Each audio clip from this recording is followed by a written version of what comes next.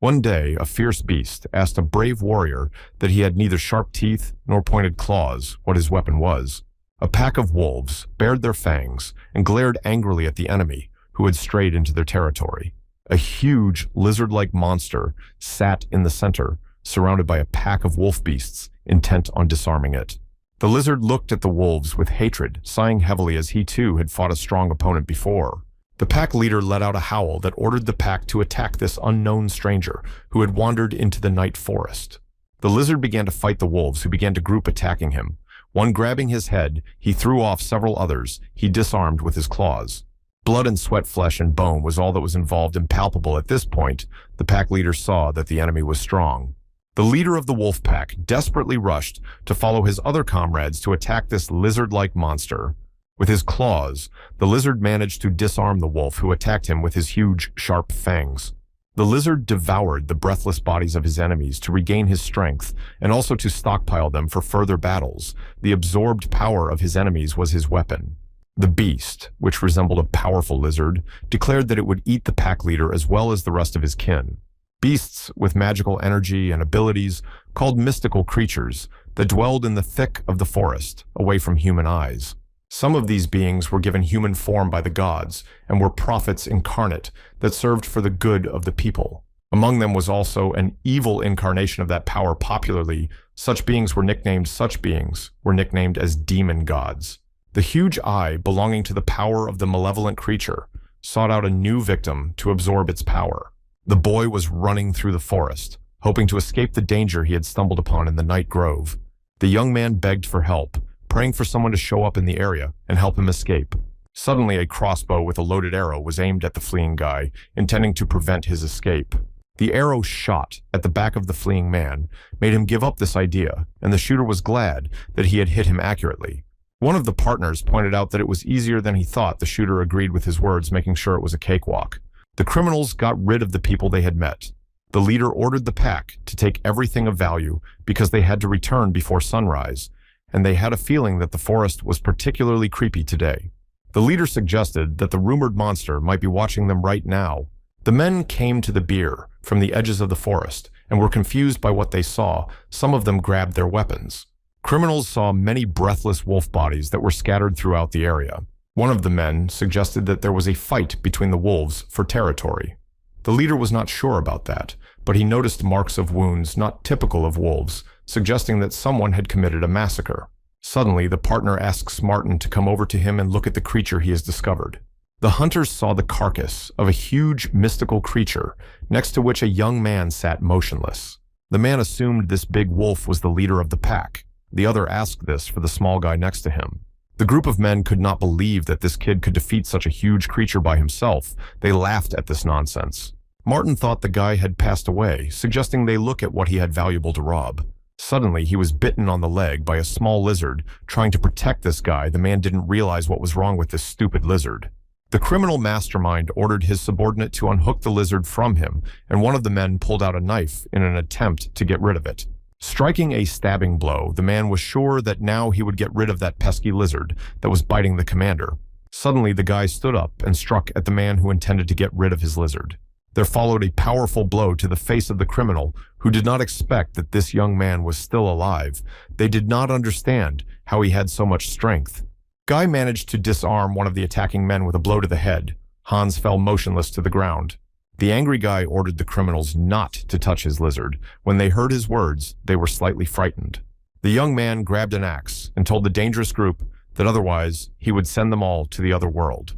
The men realized that this cocky guy was getting into a fight. Some of them didn't realize what was going on. The bearded man pointed out that this young man had just sent Hans to the other side of the world without any motive. The guy assured that Hans was alive and still breathing. Martin told the guy that he wouldn't just leave after that. The commander ordered the team to surround this guy. They started to draw their weapons, but the guy asked them not to do such a stupid thing. The guy pointed out to them that if they had those who cared about them, then let them back off and give up their intentions before it was too late. Angry, the young man assured the men that their relatives would not like to see their breathless bodies. Martin didn't listen to his opponent and ordered his team to attack this brazen, threatening guy who was threatening them. Noticing that the group of men did not obey him, the young man prepared to fight them alone. With many lightning-fast blows, he broke through the attacking squad of opponents. The men did not expect him to be so strong. The guy with the lizard on his back was again surrounded by one of them he disposed of with his arm with his tamagotchi. One of the men, noticing the guy fighting, dipped into the greenhouse, comparing him to the rumored monster. Having reloaded the crossbow, the man intended to stop the enemy with arrows, because if he let him get close, he would kill everyone. The crossbowman ordered the guy to stand still and not move, or else they would fire many sharp arrows at him. Noticing their attitude, the guy had no intention of listening to them. The lizard understood his master's mindset to fight to the end. The gunners fired many arrows at the enemy who refused to obey their instructions. The guy grabbed his lizard, trying to cover it from the arrows flying at them. The men were surprised at such an act. A few arrows flew past, but a large number of them definitely hit the body of this guy who hid the lizard. Martin assumed that they had managed to get rid of this guy with crossbow shots. He noticed something he hadn't seen before. An unknown force began to envelop the guy's body. Everything in the neighborhood turned sharply red. From this glow, men were terrified. The previously absorbed souls of this guy began to drain from his body, thus intimidating his enemies. Monster-like heads kept coming out of the body of a guy who intended to change his appearance and heal his wounds. The men didn't know what to expect from this guy who was endowed with non-human powers. They assumed he was a demon god. Suddenly, the guy opened his eyes and his power stopped emanating from his body. His eye gaze became human again. The lizard noticed that his master had failed to realize his plan. The unknown man was watching on a branch of one of the nearby trees without showing them his presence. A group of men managed to take the sang of this guy along with them. They took the huge carcass of the monster and arrived in the village. The man could not believe his eyes from what he saw, for he had never seen such a thing. The village head stood in front of the breathless body of the huge wolf that had been brought to their village, and couldn't believe that the boy had handled it alone. The guy was chained up and placed next to this wolf body. He didn't confront them, realizing that he didn't have enough strength to do so. The lizard tried valiantly to chew through the bars of the cage in which he was imprisoned to then free his master. The boy informed the village head that this wolf carcass had better be burned as soon as possible, or there could be bad consequences. Martin pointed out that for the fire, the guy would be better suited to it, making it clear that they did not intend to listen to him, but the head of the settlement asked him not to make such hasty conclusions. The head of the settlement asked the guy what his name was. The guy introduced himself as Ananta. The man asked him why he did it. Ananta replied that he was hungry, and so he interrupted the bodies of the wolves, and this pack leader glared viciously at the man. The man was shocked to hear Martin suggest that the guy was lying and not worth listening to. Martin reported that he and his team saw it with their own eyes, as this guy suddenly turned into a giant monster. The man asked if the head of the settlement had heard rumors that there was a demon god wandering in their forests who devoured all the breathless bodies in the area. The head of the village stated that no matter what side you look at it from, but this guy man Martin asked him to take a look at the wolf's body. The hunter spoke to the chapter about the bites and lacerations on this wolf's body, asking if that could mean it had mauled him. Martin pointed at the captured guy and said that he was definitely the demon god in the flesh of the man they had managed to capture. The guy smiled back at them. The man asked what funny thing he noticed in their words, and the young man replied that if what they said was true. The boy added that according to their assumptions, he was a creature that devoured its own kind. Martin was creeped out by such words. The young man asked the man if they were sure these chains would be able to restrain him if he did turn out to be a demon god. The captor told the group of men that they had no idea that this creature was a raven flying over their settlement. Suddenly, blood began to flow on the head of the settlement. The man did not understand where it came from on his clothes. Raising his head, which was drenched in blood, the head of the settlement was horrified by what he saw. The huge ox came to life and swallowed Martin, standing next to it. Emitting rivers of blood, they were convinced that this guy was right, but it was too late. Ananta informed the head of the settlement that this wolf was unusual because it served the dark god as its teeth and claws. The sentries at the gate sounded the alarm to report that they were under attack, and the enemy was approaching from the forest.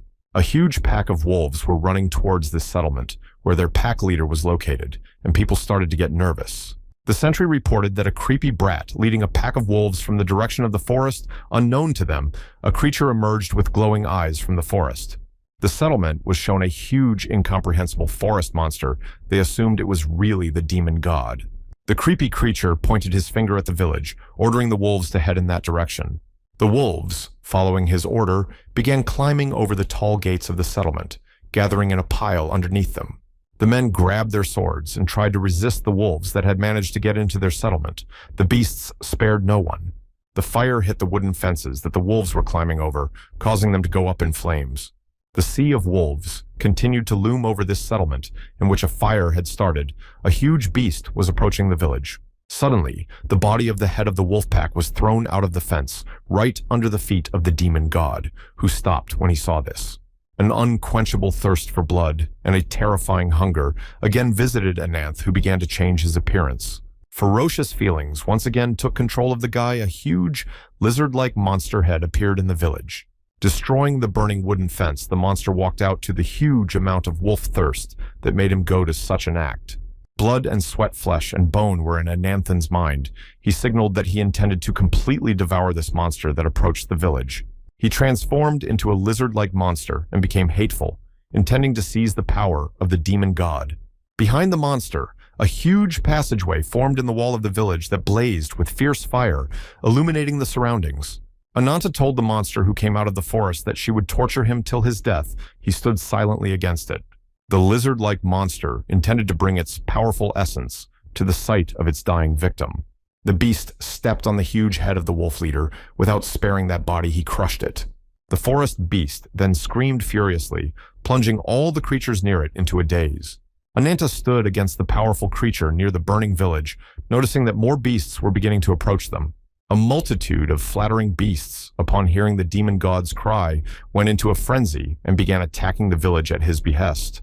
With mighty hands, Ananta began to fight against the forest beasts, who found themselves at the mercy of this monster.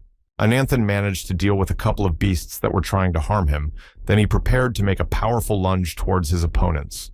The monster-like lizard with lightning-fast movements began to get rid of the opponents approaching the main monster that was controlling them. Suddenly, an unknown monster ordered all the defeated to rise as ghosts and continue fighting. The body of the demon god began to be saturated with spiritual power that he received from beings who went to the other world. The forest monster grew in size, preparing to confront Ananthan, who was approaching him. Ananta noticed that his opponent lunged at him. They intended to test who was the stronger of the two. The lizard-like creature managed to deal a powerful blow to the enemy, but he had no intention of retreating and counterattacked. Ananta continued to strike while suffering the damage that went through his body. The survivors could not believe that this was happening in reality. The demon god managed to make a powerful attack on the lizard, which was unable to dodge it in time. Blood spurted from the wound. Ananta grabbed his opponent's limb. The latter didn't realize what his opponent wanted to do by such an act. Lizard Monster held the demon god down and struck a powerful blow with his other hand on his head that crushed his head. Ananta managed to get rid of the creature. He threw away its severed limb, assuming that was the end of it. The guy began to take on the appearance of a man. Dissipating the monstrous guise, he took towards the breathless body of the defeated man. The creature's body began to decompose, and from its ribcage emerged the appearance of an unknown, human-like creature. The guy completely took human form, approached the body of the defeated. All the other forest beasts scattered after such a thing. The young man noticed that in the body of this monster was a girl who was in an unconscious state. Ananta grabbed her by the neck and pulled her from the breathless body of the monster he had recently fought. The guy was surprised that this deer-eared girl was unconscious from the start and deliberately attacked them. Suddenly, the guy noticed behind him the approach of the enemy who had been watching him all this time and didn't interfere. An unexpected attack from the enemy caused injury to Anant's arm, forcing him to let go of this stranger. Turning around, Ananta saw a huge vulture-like bird that attacked him. The bird sat next to him. The guy realized what was really going on here. He glared angrily at the opponent who flew towards him. The vulture glared at the guy without saying anything to him. Ananta was convinced that this bird was a real demon god, devouring the breathless bodies of creatures. Suddenly, the vulture took human form in front of him, formed a man in plumage who intended to talk to the guy. The man stated that he didn't think his prized dog would ever lose to a kid like this, saying he'd been watching him since he set foot on this land. The demon god didn't have time to speak before the case of the girl who was white in the body of a flattering monster attacking the village flew into him. Ananta stated that he almost fell asleep to his babbling, making it clear that he had no intention of listening to his explanation. The boy indicated that he was not interested in the beast's speeches. The man looked at him thoughtfully. The young man ordered the enemy to attack him confidently, stating that he would send him to the other world. These words amused the demon god. The demon god took the form of a vulture, informing the boy that his powers allowed him to control the souls of departed beings. Griff stated that he would be the one to send Annant to the other side of the world, and he would have a strong new henchman to manipulate. The god of demons ordered the deceased to rise as ghosts and give him all their spiritual powers that were in them. Then from the deceased bodies began to emanate spiritual forces directed to the god of demons. Some of them began to revive and rise to their feet, intending to attack again. This technique also had the same effect on the people who died from the beasts attacking their settlement. Ananta looked around and noticed the rebellious army that the demon god had summoned, and he grew in size. The demon turned to the guy and stated that he would be destroyed and devoured by the army of bloody bodies that had passed away earlier. The resurrected entities attacked the guy, impaling him with spears. The wolves bit his limbs and tried to hold him in place. Noticing that the enemy does not react to the attacks of entities, Demon God assumed that he no longer had any strength left to resist. The demon god struck his powerful wing that pierced the guy's body and drenched everything in blood. Confident of his victory, the vulture wanted to hear Anant's last cry before he became his puppet. Hearing the words of the god of demons, the guy became funny, because he knew that this is not the end of their fight. The guy began his transformation into a lizard-like monster. A red glow flooded the entire area, and the resurrected entities immediately evaporated.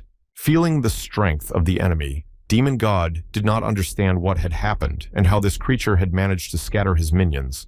The Demon God saw a powerful aura that began to emanate from this creature, heading towards him.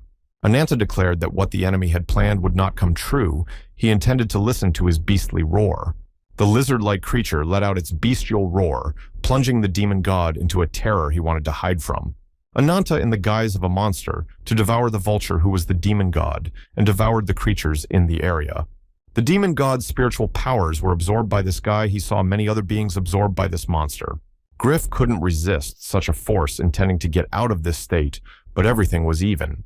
The girl with deer ears came to her senses before her. A picture of a brutal battle between the strongest monsters rose up. The female character noticed, as Anant's immense aura radiated from his body, she began to take on the appearance of a human. The girl looked at the boy in bewilderment and didn't understand what was going on here because her memory hadn't come back to her. The guy's fierce gaze fell on this girl with antlers, who was horrified by what she saw. Ananta walked towards her. The girl didn't know what to expect from this creature and started to pivot back from him. The guy informed her that she was now free from the demon god's control and could do whatever she wanted. The antlered girl clutched her head, in which the memories of what had happened to her earlier suddenly came to her. Suddenly, the guy noticed the glowing wings that were somehow connected to this female character. Looking at the girl, the young man could not believe that he had managed to meet such a creature. The girl was embarrassed. Ananta assumed that she too was a victim of the shining wings and asked her about it. The girl was surprised that he talked about wings, she asked, trying to find out the guy's name and who he was. The young man introduced himself to her as Anant, telling her that he was the surviving heir of a black dragon that devoured all demon gods. The girl looked at him with a questioning look, for she could not believe she had met such a creature. The guy added that he would be the one to rid the world of the incarnated wings. His wounds on his body began to heal. Come sunrise, the village began to light up, showing all the horrors it had to endure that night. The girl with the antlers continued to stare at the guy who was beginning to be illuminated by the morning light of the rising sun. Ananthan reiterated that he intends to get rid of the incarnation of wings that has filled this land. The female character began to realize what was happening, but her memory did not fully return, as she had been under the control of the demon god for too long. The girl asked the guy what he was talking about, because she didn't understand anything from the words she heard. The guy heard that this person did not understand anything about the dragon or the incarnation of wings, realizing that he had explained it to her in vain. Suddenly, the deer-eared girl lost consciousness, and Anta realized that she was mentally drained from the abundance of information. The girl plunged into her memories, remembering how she had earlier in the greenhouse escaped from the pursuit of an unknown monster. The girl looked back and was horrified that the monster continued to chase her, no matter how hard she tried to hide from it. The forest monster that haunted the girl intended to seize her powers while she was unconscious. The nightmare continued. Suddenly, the deer-horned girl didn't notice the breathless body and fell right into the pool of blood. The reflection of the monster made the girl sink into horror at the realization that a dismal fate awaited her. Lifting her gaze, she saw countless mountains of breathless bodies that flooded the place with their blood. The girl looked at Woi's hands, which were covered in blood. The caught horror made the girl freeze on the spot. Suddenly a bright light shone on her. Turning around, she saw behind her wings that did not emit cruelty. Then she lost her memory. After a long nightmare, the girl with the antlers managed to come to her senses. She leisurely opened her eyes. The cute girl was pleased that this stranger had finally come to her senses that didn't realize where she was. The young lady with the rabbit ears informed her that she had been tossing and turning the whole time, assuming she was having a nightmare. The girl with deer ears realized that what she had experienced was just a dream. Suddenly she noticed that Ananta was beside them. Guy motioned for Ruby to begin. The lizard obediently proceeded to carry out her master's instructions. Ruby breathed in more air and began to spew out a powerful flame that began to envelop the insignificant Osna. Using the lizard, Guy got rid of the breathless bodies of the creatures that died last night. The Guy calmly watched as the souls began to dissipate the field as their bodies turned to ash. The girl with the rabbit ears informed the audience that the demon-possessed monsters were finished. The boy went up to the girl and told her that Ananta had done a very good job as always. Ananta grabbed the rabbit-eared girl by the scruff of her neck and lifted her up towards him. She hid her fear behind a smile. The Guy asked her to shut up, calling her a bad informant. The girl realized what he was talking about and promised to keep her mouth shut from now on. The young man pointed his finger at the deer-eyed girl and told his acquaintance that her false tip had set him up even more this time. Ananta pointed out to the girl with the rabbit ears that their deal was over and she should pay him. He threw her to the ground. As she climbed up, the girl realized that this guy was still mad at her for leading him on a false trail. The girl with the asked, "What is the name of this girl with antlers?" The interlocutor learned that in this world, strangers are called avatars. The young lady with the antlers replied that her name was Nadia. She didn't know what to expect from these two. She couldn't believe they'd managed to meet another victim of the same wings as Ananta. Nadia asked what she was talking about. Suddenly, a guy intervened in their conversation, and they realized from his look that he didn't want to hear such talk in his presence. The girl with bunny ears pulled out a gold watch on a chain, not understanding why this guy is always in a hurry to get somewhere. Pressing the mechanism, the clock opened and began to magically affect space. Nadia didn't realize what was happening. Suddenly, a huge depression formed right below them into which they began to fall. The girl started screaming, realizing that they were falling into the unknown. Nadia opened her eyes and was surprised to see that they had landed in a place of integrity unknown to her. The Trinity found themselves in an underground world with a huge tree in the center and many houses around it. The girl with the rabbit ears pointed out to Nadia that a smart rabbit digs 3 holes. She remembered that she forgot to introduce herself. The young lady reported that she was from the continent's largest information network, Rabbit's Feet, being just a cute informant nicknamed Whitefoot. Whiteleg added that with Ananta, they have been working for a long time. The guy looked at her carelessly. Trinity got to Cafes, which was the largest trading city in the south. The tree in this was sacred, and it was called the White Lotus Tree. Whitefeet reported that they were sitting at the top of a white lotus tree. Nadia asked her to stop talking. Nadia thanked them for freeing her from the demon's control, saying she didn't want to listen to their monologues. The girl asked them to start by answering her question. She tried to find out why they had brought her to this town. Ananta didn't answer her question, ordering her to shut up and follow him. Nadia was surprised at such rudeness. The guy promised to show the girl why he had brought her here for a while. She followed them in silence.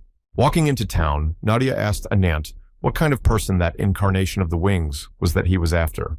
The boy replied that the creature was a hideous beast that imagined itself to be the god of this world. Nadia asked to tell her about it in a little more detail. Whitefoot explained that avatars were given human form and powers by the gods, and the incarnation of wings could also grant other people powers. The girl added that these powers are imperfect, and it is unknown whether it is a blessing or a curse. Nadia was surprised to hear about the imperfect power. Ananta interrupted their conversation to inform them that they had come to the right place. Trinity came to a marketplace in which many slaves were being sold at a variety of prices and for a variety of purposes. The boy was at a loss to realize that he had fallen into the hands of a slave trader, and now he would have to work for someone for the rest of his life. White Paw informed Nadia that they had come to the cafe's slave market. One of the merchants was just buying a slave. The girl with the rabbit ears added that lately this place has been overrun with immigrants, travelers, and vagrants caught by slave hunters. Nadia noticed that this market even sold spirit beasts that were furious at this treatment of them. The trader offered to sell the spirit of this tiger to the buyer, and they negotiated a price acceptable to both. Nadia asked the White Paw how this place was connected to the incarnation of wings. The interlocutor opened a door to an unknown room. Suddenly, without giving an answer, Ananta with his foot sent Nadia to a place unknown to her. She didn't immediately realize what had happened. The girl rolled down the stairs when she saw that these two had shoved her against her will into the place the people present there were disturbed. As Nadia walked up, she saw many captives like herself who had been brought to this place against their will. The girl with the deer ears asked who these people were. She didn't understand what was going on here. Ananta replied that all these people are sacrifices for the incarnation of the wings, adding that sacrifices are performed at the top of the sacred tree. A multitude of breathless bodies merrily lingered in the branches of this sacred tree of the city of cafes, but Nadia still didn't understand what was going on. Ananta explained to her that she would be the bait to catch the incarnation of wings. The girl was surprised by this. The guy added that all the other people were also acting as bait, so there was nothing left for her to do but put up with it. Leaving, the guy said that he trusted the rest to the White Paw, which did not mind obediently obeying his orders. As they climbed the steps, Nadia hurried to stop them to find out as much as she could about their plan. The girl with the deer ears asked if they had captured all these prisoners. She couldn't open the door because it was closed. Ananta asked what she would do if she found out that it was true, because in his opinion, it was not such an important aspect of the case. Nadia was furious at this response, ordering him not to behave so lewdly towards the others.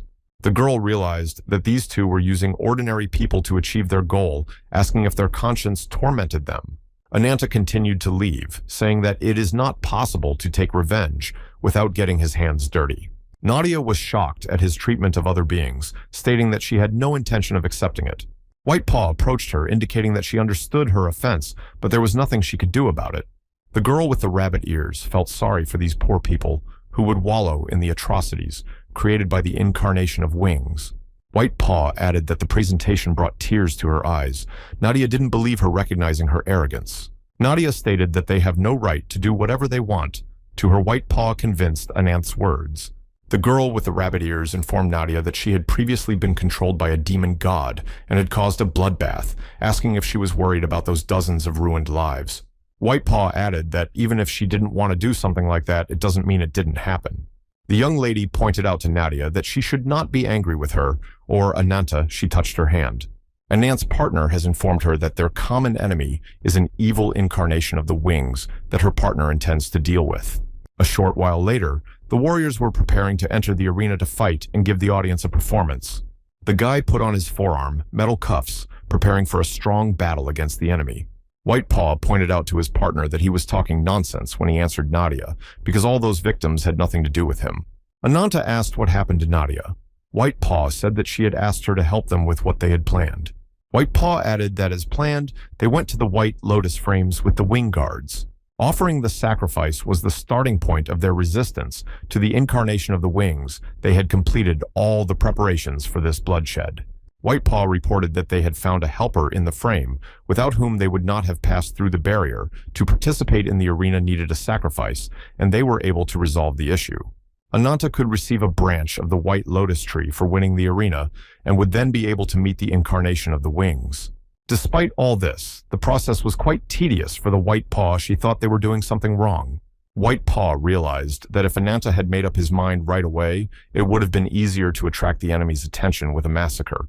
The girl realized that there was a line in life that should never be crossed. She looked at him thoughtfully. It seemed to White Paw that Ananta was trying to draw a line between humans and beasts by deciding to do things this way. The girl with the rabbit ears realized that there were many ways and methods, and everything in this situation was contradictory. Ananta, just from where he stood, could feel his acquaintance, rolling her eyes, resenting his plan. The guy stated that she had recently eaten, and now it would be a nice afternoon workout for him. Entering the arena, the young man ordered the White Paw to sit quietly and watch as he masterfully commandeered a branch of the sacred tree. Ananta intended to show everyone his personal way of hunting the beast. He armed himself with 2 tomahawks. White Paw asked his partner not to draw too much attention with his raucous battle. Ruby shouted his good luck to his master. The girl with the rabbit ears worried that something might go wrong. The guy entering the arena replied that he would think about her suggestion of not putting on a show, but made no promises. After the battle began, one of the commanders ordered his squad to put up a wall of shields to defend against the beast. The men put up their shields and tried to pierce the body of the huge monster that opposed them with their spears. The monster let out a ferocious roar. The squad leader told no one to be afraid, but to keep in line because otherwise they might get hurt. Suddenly, Ananta intervened in their formation and grabbed the shoulder of one of the knights and threw him aside. The warriors didn't understand what this guy was doing in the arena. He responded by ordering them to shut up and see how he could handle this monster alone. The huge monster noticed the guy's approach and intended to get rid of him with his paw. Suddenly, the boy delivered a powerful blow to the paw of the beast that wanted to attack him, but the young man had other plans for it. The warriors were surprised at such a skillful strike by the guy. White Paw was upset because she had asked him not to draw unnecessary attention. The girl with the bunny ears made sure to get a lot of trouble from this guy. He continued to strike at the monster. The commander of the squad watching the battle of the guy did not understand how it could be because he did not believe that alone can overcome such a creature. The audience was shocked that an ordinary man skillfully defeated a mythical beast before their eyes. Ananta made a powerful leap, intending to cut off the monster's head with a single blow while it was immobilized. The powerful tomahawk strike came just in the head of the mythical beast, which could not survive. The audience held their breath at what they saw, because they had never seen something like this before. The guy, after defeating the strongest monster, shouted as a sign of his victory. The audience rejoiced at such a performance.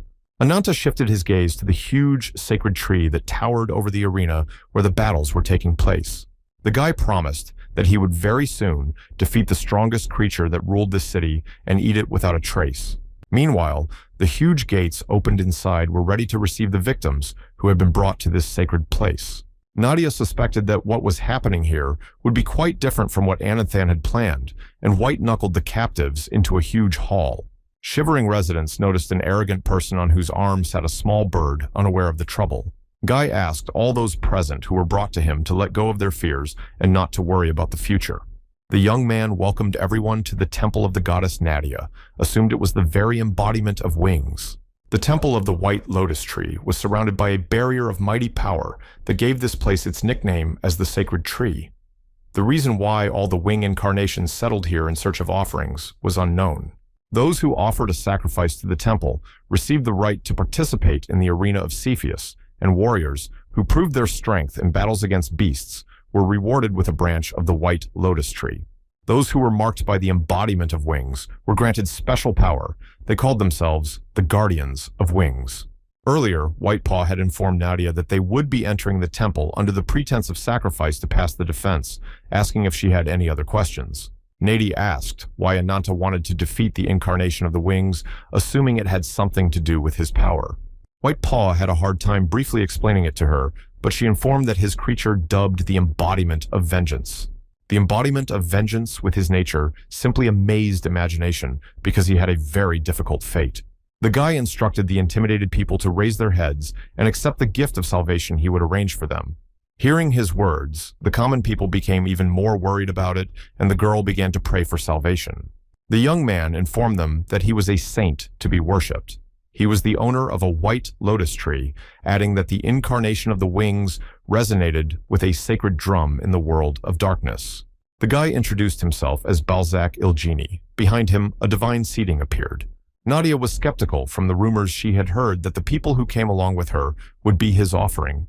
The boy listened indifferently to the speech of Balzac Ilgini, who asked them to prepare to enter the world of liberation. The owner of the white lotus tree ordered them to entrust their bodies to the wings of salvation. He arrogantly looked at the victims he had been brought. Suddenly, one of the girls asked the embodiment of wings to show them mercy and spare her younger sister. The girl tearfully begged Balzac Ilgin to spare her sister's life, but he had no intention of doing so in return, from asked them to show loyalty with noble hearts. Suddenly, the girl's head exploded. Her little sister didn't even have time to notice how it happened. The girl was horrified and could not say a word. She felt sorry for her older sister, who wanted mercy for her. The other people did not understand what had happened. Noticing that this girl had died, they were horrified, assuming that the same fate awaited them. Balzac Ilgina stated that in the face of perdition, all are equal, informed the girl that her older sister was free from shame and pity. The owner of the place added that this girl will reach nirvana soon, and they have nothing to worry about. The other victims began to be brought closer to Balzac Ilgin. Nadia dutifully followed them. Suddenly, the entity that had previously captivated Nadia appeared, and everyone was horrified to see this monster. The dark power began to overpower the guards who had brought the prisoners to this place. They could do nothing about it. Nadia stated to Balzac Ilgin that he was not the savior he was arrogantly watching. The girl with deer ears, being shrouded in dark power, stated that the owner of this place is a heartless executioner. Balzac Ilgin suggested that among the victims was an incarnation of Yggdrasil. He marveled at this. Nadia began to radiate an even more powerful dark force out of herself, forgetting where she was. Suddenly, people started screaming that it was Kiernan. They were terrified that this girl was a monster and had been with them all this time.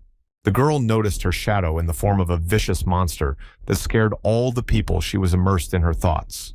Suddenly, Nadia remembered Whitepaw's words that if she didn't want to do something like that, it didn't mean it didn't happen. Nadia's face changed, and she used her Yggdrasil power, and many branches sprouted from the floor. The mighty vines captivated the guards who brought the victims to this place, those who did not understand what happened. Many branches created a wooden dome to protect the victims who were grafted here against their will. Nadia asked the people not to worry. She promised that she would protect them no matter what. Suddenly, the hatred of the owner of this place descended on her. Balzac Ilgini ordered her to stop talking nonsense, calling her a self-righteous fawn, making it clear that they would not escape their fate. The boy was surprised that a nameless incarnation from a distant land dared to resist his will. The girl in the smoke told Balzac Ilgin that she had a name, and he shouldn't have treated living things like that. Then wooden antlers began to form on the girl's head, which indicated that she was indeed of the deer family. Nadia gave him her name, informing him that she was nature incarnate and would not let him get rid of these people. Hearing her words, Balzac Ilgini laughed, saying that she was a very funny and self-confident girl. The girl didn't realize that she felt an invisible wave or the power of telekinesis, but instinctively blocked it without feeling threatened. They used the Sushela spell and a huge hammer appeared. The girl intended to crush Balzac Ilginin with all her might, who was not afraid of such attacks. Using his power, the owner of the place ordered Nadia to obey him and humbly carry out his instructions. Suddenly, Ananta felt a malicious energy that emanated from the white lotus tree. The onlookers also noticed it. The warrior looked at the tree and didn't understand what could have happened there, because something like this had never happened in this place. Nadia felt all the dark energy Balzac Ilginin had directed at her, and she froze with horror. The girl saw that her strongest attack was so easily destroyed by this creature, realizing that he was on a completely different level. The golden cage swung over Nadia, who was standing at the bottom and couldn't see her. Balzac Ilgini asked what she had only this pathetic power. The owner of this place snapped his fingers, and a golden cage fell on Nadia, but the girl managed to bounce back in time. The girl didn't understand what was going on and why he had thrown the cage at her, since she had managed to dodge it. Nadia realized that this cage was not her day, for a huge monster had appeared in front of her, intent on destroying the entire area. The guy hurriedly informs her that this monster is too dangerous and she needs to get out of here mono. The sudden, unbearable pain sent Nadia into a state of shock. Looking at her body, she saw the spears that pierced her body. Balzac Ilgini advised the girl to be careful, realizing that she would not get out of this place alive. A huge monster appeared behind the sacred tree owner's back, intending to fight the unruly victims. The guy ordered them to serve as loyal followers of Yo. In the meantime, Anant had succeeded in overpowering the next spirit beast, which had collapsed to the ground without much strength, but was still breathing. The boy, turning to the beast, pointed out that he may hate it, but he should not turn away in the face of his doom. The warrior informed Duke Berngard that all the spectators were extremely agitated by the situation that had arisen and could not give it a logical reasoning. The men realized that this guy had won, but according to their plan, the winner was supposed to be Duke Berngard. The honored citizens of cafes were announced the winner of this arena, which was Anantu, who defeated many monsters. The aide asked Duke Berngard what they should do in the situation. The man calmly watched as the situation further unfolded. The guardians of the wings intended to bestow the great warrior with a white lotus branch. Duke declared that everyone was just waiting for it. Duke Berngard stated that everything is going according to plan so far, and no matter what happens, the branch of the white lotus flower will still be in their hands. The guardians handed the guy a box containing a branch of a white lotus flower, and he realized that his plan had worked. Ananta took this branch, which now belonged to him. The spectators made sure that this was the end of the gladiatorial show. The fellow, after receiving this prize, intended to go to the sacred tree to fight Balzac Ilgini. Meanwhile, the children watched with worry at the battle of Nadi, who was trying to protect them with her powers. The girl fell to her knees from the wounds she received from the monster summoned by the owner of this place. The huge monster intended to teach a lesson to the unwanted girl who resisted her fate to become a victim of this tree. Balzac Ilgini asked if she was willing to continue to protect the victims at all costs, as she had said earlier, assuring them that such a thing was pointless because they were wasting their time. The people were in a daze. Having verified the truth of the words of the owner of this place, they did not believe that the girl would be able to match such an opponent. Guy suggested that she look at the faces of the people and rather put them out of their fear and shower them with Yeo's blessing. The girl was surprised that he called himself a savior, ordering him not to make her repeat herself twice. Nadia reiterated that he was no savior, but a bloodthirsty executioner eager to get innocent souls under his command. The girl pointed out to Balzac Ilgin that he was the vile incarnation of a demon bringing only misery and horror. The owner of the sacred tree calmly looked at the girl, who began to emit dark energy from herself. Balzac Ilgini stated that he would argue about true salvation being granted through despair. Suddenly, the branches of the sacred tree began to attack the victims who were under Nadia's protection. The girl was horrified because she had failed to protect these people as she had promised, but she didn't understand how the enemy had bypassed her defense. The owner of this place collected all the souls of the victims who brought him what he saw, made the girl doubt her abilities, and started begging him to stop doing it. Suddenly, these same vines pierced the body of the monster that was in this place. Nadia assumed that all the victims' powers would go to this monster. Balzac Ilgin declared that there was an illumination by the blessing of the incarnation of the wings. He was pleased with the sacrifices received. The guy stated to the girl that these were lost souls, and she would be given great honor. He laughed abnormally.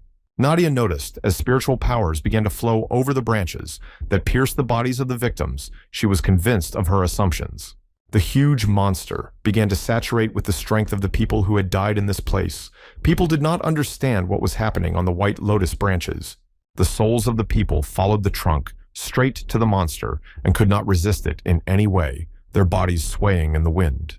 Balzac Ilgini said that this is an infernal field where existence and non-existence coexist, in contrast to the eternal skill where each person is inevitably doomed to perdition. Nadia realized that she had failed to save these people. Her protective wooden ball began to disappear. She didn't know what to do in such a situation.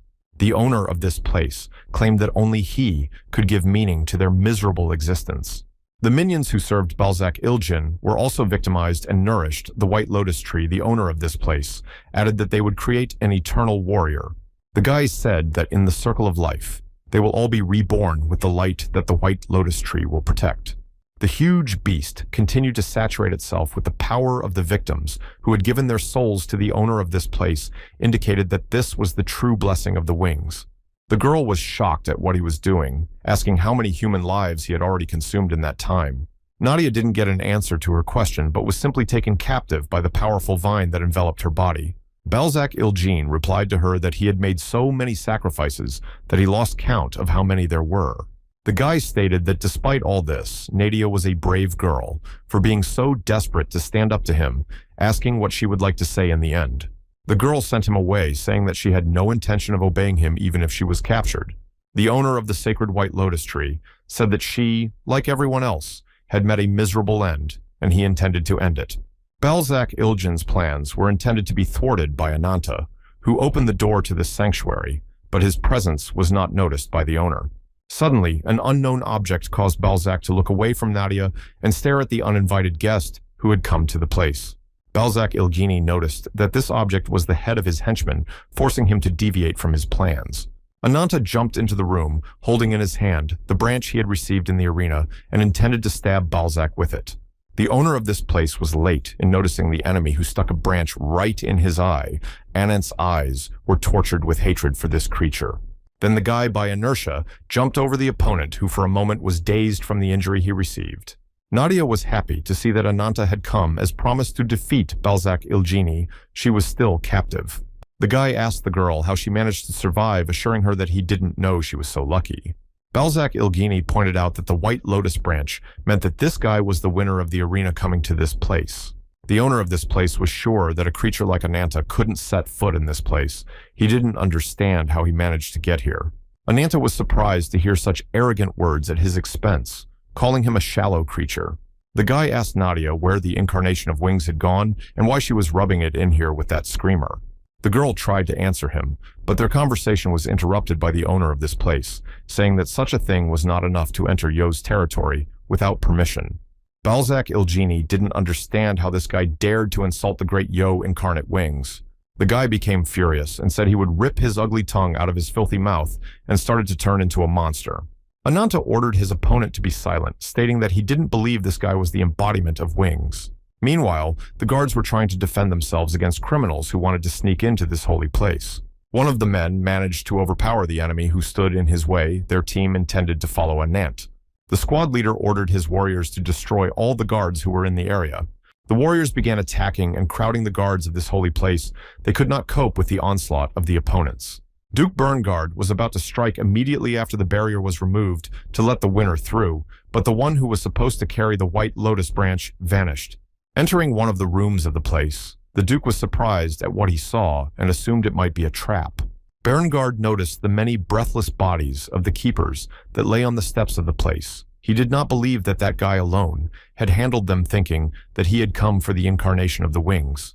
Suddenly, there was an awkward pause between the trio. The girl was captive and unable to move. The two guys intended to humiliate each other. The girl was convinced that Balzac Ilgini was the embodiment of wings, and she couldn't believe it wasn't true. Nadia realized that what was happening here was a simple hoax. The owner of this place was burning with rage and hatred for these creatures. The guy asked why she needed eyes if she couldn't tell the difference between the real incarnation of wings. And Anthony assumed she hadn't wondered why her opponent had such a high-profile name as the epitome of great wings. The young man explained to Nadia that the symbol of the incarnation of the great wings was 3 pairs of white wings. Balzac Ilgini stood silently, listening to the reasoning of these creatures, who realized that he was not a true leader. The guy pointed out to Balzac that he couldn't even create wings, and if he wanted to imitate him, he'd have to try harder. Ananthan called Balzac useless garbage with a too long tongue that doesn't really weigh anything. Upon hearing the opponent's assertion, the owner of the place stated that the guy was talking nonsense, and there wasn't an ounce of sense in his words. Balzac ordered his henchmen to send this insolent man to the next world, but the guy realized that he was not afraid of such threats. Using his strength, he used his sharp claws to cut down the wooden branches that had been holding Nadia up all this time. The guy asked her why she froze, letting her know that he had freed her so she could run away from here. The girl noticed the 2 children who had not been attacked by Balzac Ilgini and had not found themselves on branches that took away spiritual powers. Ananthan ordered the acquaintance to get out of here quickly. The girl rushed to the surviving children who were unconscious. The guardians who gave their souls to Balzac Ilgini were completely subordinate to him and resembled zombies who obeyed orders without question. Meanwhile, a huge bird-like monster prepared a lot of spikes that it intended to attack the guy with. A flurry of spikes forced everyone to the ground. Nadia managed to run to the children in time to cover them from the attack. Ananta changed his appearance to a lizard-like monster and dodged the spikes that the enemy fired at him. He hovered on one of the pillars of the place. Moving along the columns, the guy tried to attack the monster bird that didn't expect this turn of events. The beast only had time to notice the approach of the enraged lizard before the lightning-fast attack of its claws. The huge bird resisted her opponent's blow and took counter-attacking measures, but Ananta managed to deftly dodge her attack. Immediately, the monster from the lizardmen was hit by a powerful blow straight to the head that fractured its skull. The body of the huge opponent collapsed to the floor. Ananta noticed a strange action that was developing behind his back. Balzac Ilgini's powerful attack caught up with the lizard-like creature the opponent recognized as the mighty power of Ananth, who fell on his back. Having completely changed his appearance, the owner of this place added that he had made sure that Ananta was strong enough to see the true power of the spirits. Using his mighty powers, a huge magical seal appeared behind his back. He ordered the lizard to bow before him. Nadia noticed that they were doing badly, and in this case, they would not be able to escape. Deciding to take some action that would help the familiar, it became clear to her that this was the technique Balzac used to break up her attack. Suddenly, the lizard grabbed his opponent's limbs and began to forcefully bring his head to his mouth. He did not expect this.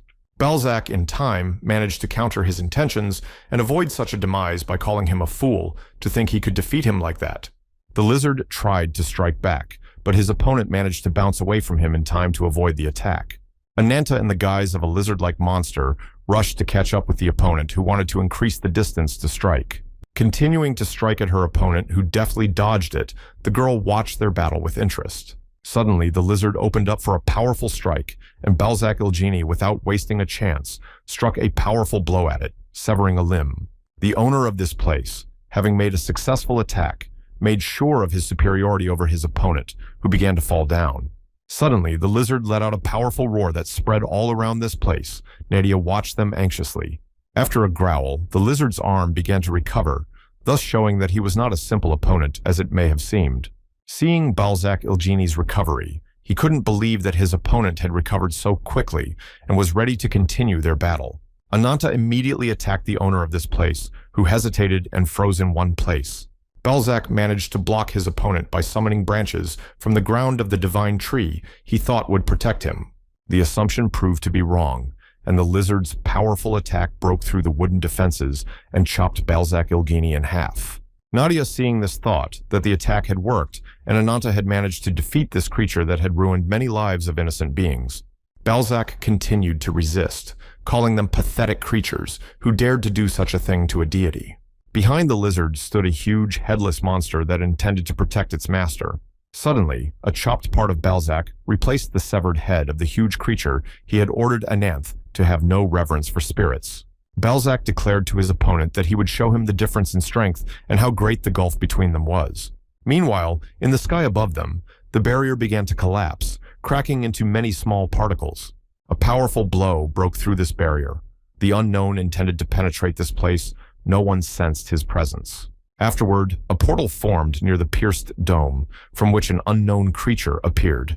The unknown man noticed the battle that was taking place on the sacred tree of this small town. Meanwhile, Balzac Ilgini ordered those present to marvel at those magnificent wings.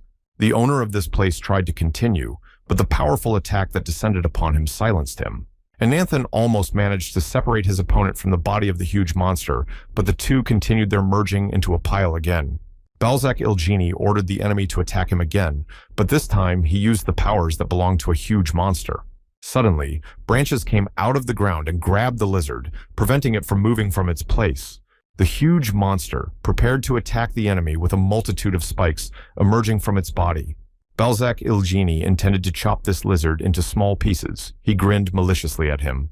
After these words, a multitude of spikes headed towards the lizard-like creature that couldn't move. The girls saw that a powerful attack was bearing down on Anant, but from the dust in the air, nothing could be seen. The lizard broke free from the shackles of the tree with lightning speed and moved behind Balzac, who hadn't noticed his disappearance. Turning around, the owner of this place noticed that his opponent had circled him from the back and intended to attack him with his fist. Balzac Ilgini sustained heavy damage to his body as he failed to react in time to his opponent's lunge. Ananta continued to strike at the body of the monster that was recovering from the first blow he received. The owner of this place became enraged at such an annoying opponent who kept crowding him. Suddenly, Balzac noticed that the enemy's appearance had changed again. He didn't realize what contributed to it. Nadia also noticed that Ananta had changed. She was curious to know more about this guy.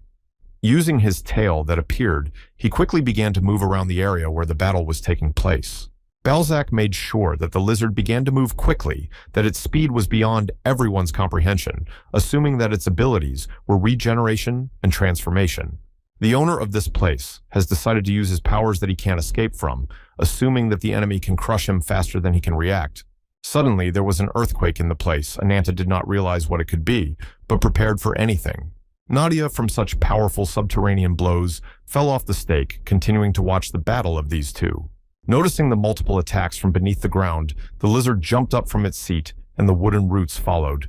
The roots of the tree, as instructed by Balzac, continued to follow the lizard, who deftly dodged them.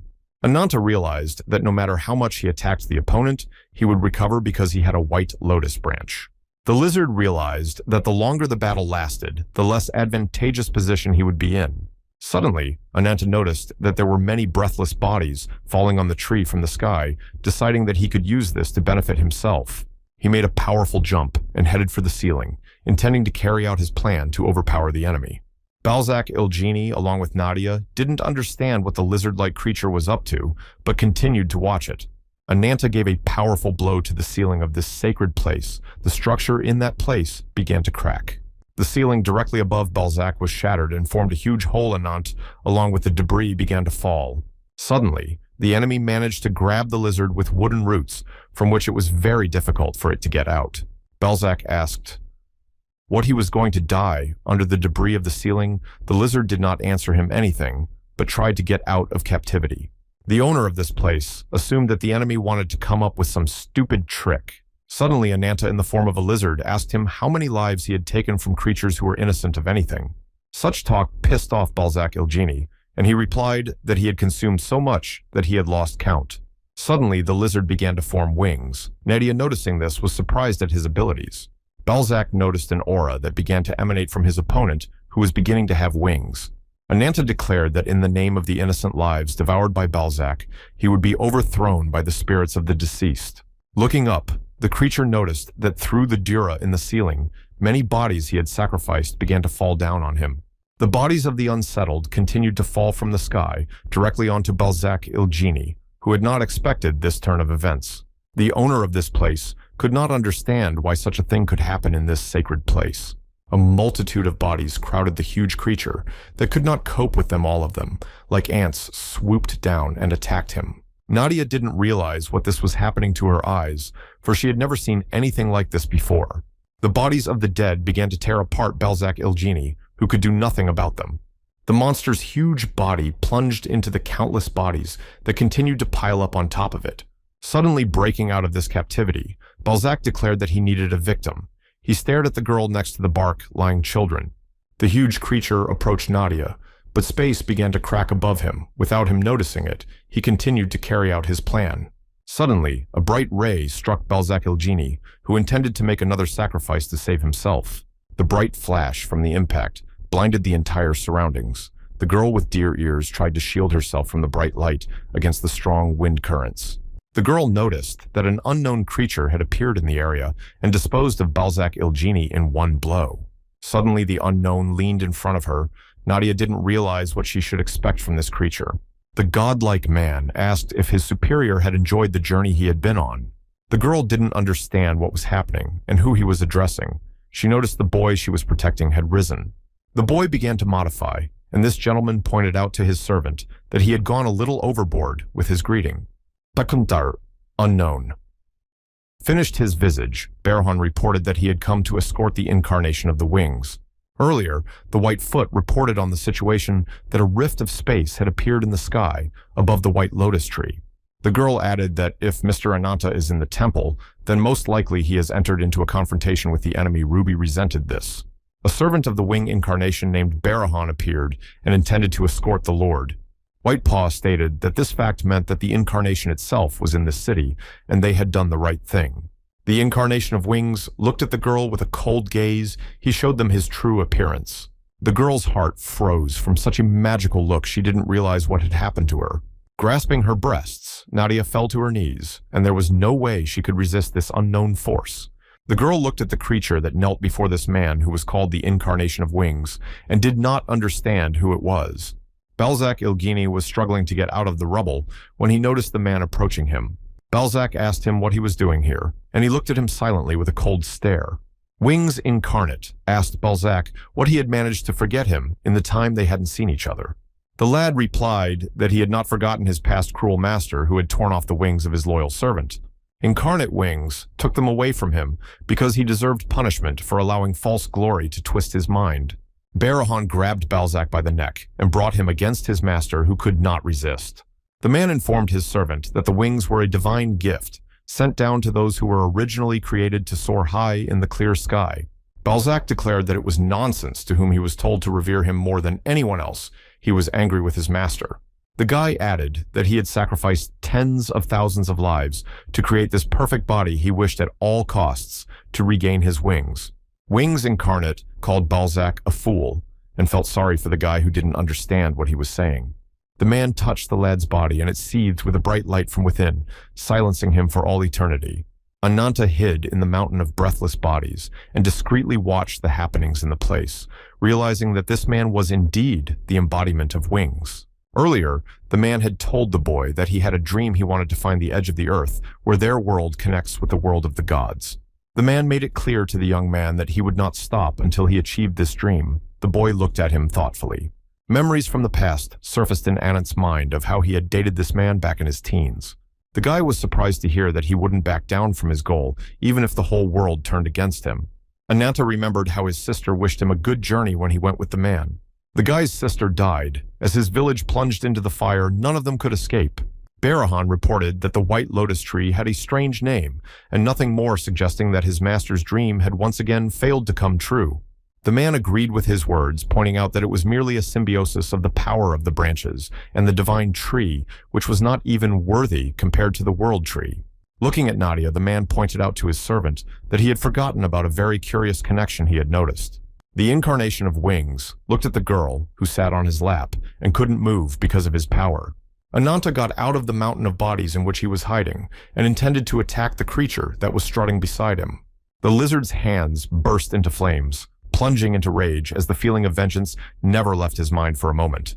Incarnate Wings sensed the presence of this creature, but continued to stand still without giving any sign. Barahan rushed in just in time and closed his lord from Anant's attack, preparing to fight him. Anant declared that he had finally succeeded in finding a true incarnation of the Wings. He roared at the whole neighborhood. The dragon-like creature rushed in fury to attack the Wing incarnation. Its appearance changed again. Barahan prepared to fight back against this creature that dared to oppose his master's will. A powerful blow followed right into the head of the lizard, who didn't even try to dodge it. A powerful attack stopped the opponent. The dragon-like creature's head flew off its shoulders, but immediately began to recover instantly. Barahan ordered the name of an opponent who had no intention of giving up his intention so easily. The lizard's damaged head had almost recovered, but he was in no hurry to call himself in front of these entities. Preparing to strike and not waiting for a response, Barahan allowed that talking would not help in this situation. Ananta tried to attack his opponent, who grabbed his fist, thus preventing him from striking. Then Duke Burnguard came to them, who didn't understand what was going on here, and which of them was the true embodiment of the Wings. The lizard declared that he would tear to pieces anyone who got in his way. He proceeded to attack Barahan, who was as strong as he was. A powerful leg kick lands for a Nanth, making him fly backwards from his opponent a decent distance. After the lizard began to change again and began to have wings, he roared, expressing his desire for revenge. Such a growl made those around him nervous, not knowing what to expect from this creature next. Wings Incarnate noticed that this brazen lizard had turned into a very real dragon intent on dealing with him. The man said that he knew this face was familiar to him because he knew it was the black dragon Azdagaka, and he stood calmly against it, watching the dragon rage at the sight of him. Ananta found himself in a place unknown to him. Noticing a strange movement, he headed deeper into the cave. The guide didn't understand what this place was or how he got here, but he knew it was bad, and he had to get out of here as soon as possible. The young man looked up, not realizing where he was going. Then from that place, a sudden voice ordered him to remember. The dragon told the young man to remember who he had despised, who had taken revenge on him, and who had taken everything from him, and the man had a hunch who was in front of him. Ananta pointed out that he was Azdagaka. He looked him straight in the face with fierce eyes, showing that he was not scared at all. The dragon Azdagaka called him a cursed eternal who began to resist his instructions. Approaching the guy, the dragon pointed out that this man was wallowing in regret, being consumed by rage. The dragon continued to push his opponents, destroying the sacred place they were in. Barahan managed to deftly dodge the dragon's attack without losing his composure. He continued to attack it. Looking at the dragon, Barahan realized that this opponent had lost his mind and had fallen into a berserk state. Ananta, losing his composure, gave his body to Azdagakan, who took the form of a dragon and fought the enemy. Barahan said that it was a pitiful spectacle, for in his opinion, an opponent who had lost his temper was not worthy to fight him. The dragon spewed flames out of itself, directing them at Barahan, who intended to finish him off. Preparing to make contact with the fire, Barahan used his powerful fists to infuse his strength into them. The dragon continued to spew flames that met the opposing force coming from Barahan. There was a powerful stream of fire that spread around the area. The man covered himself from the fire with his wings.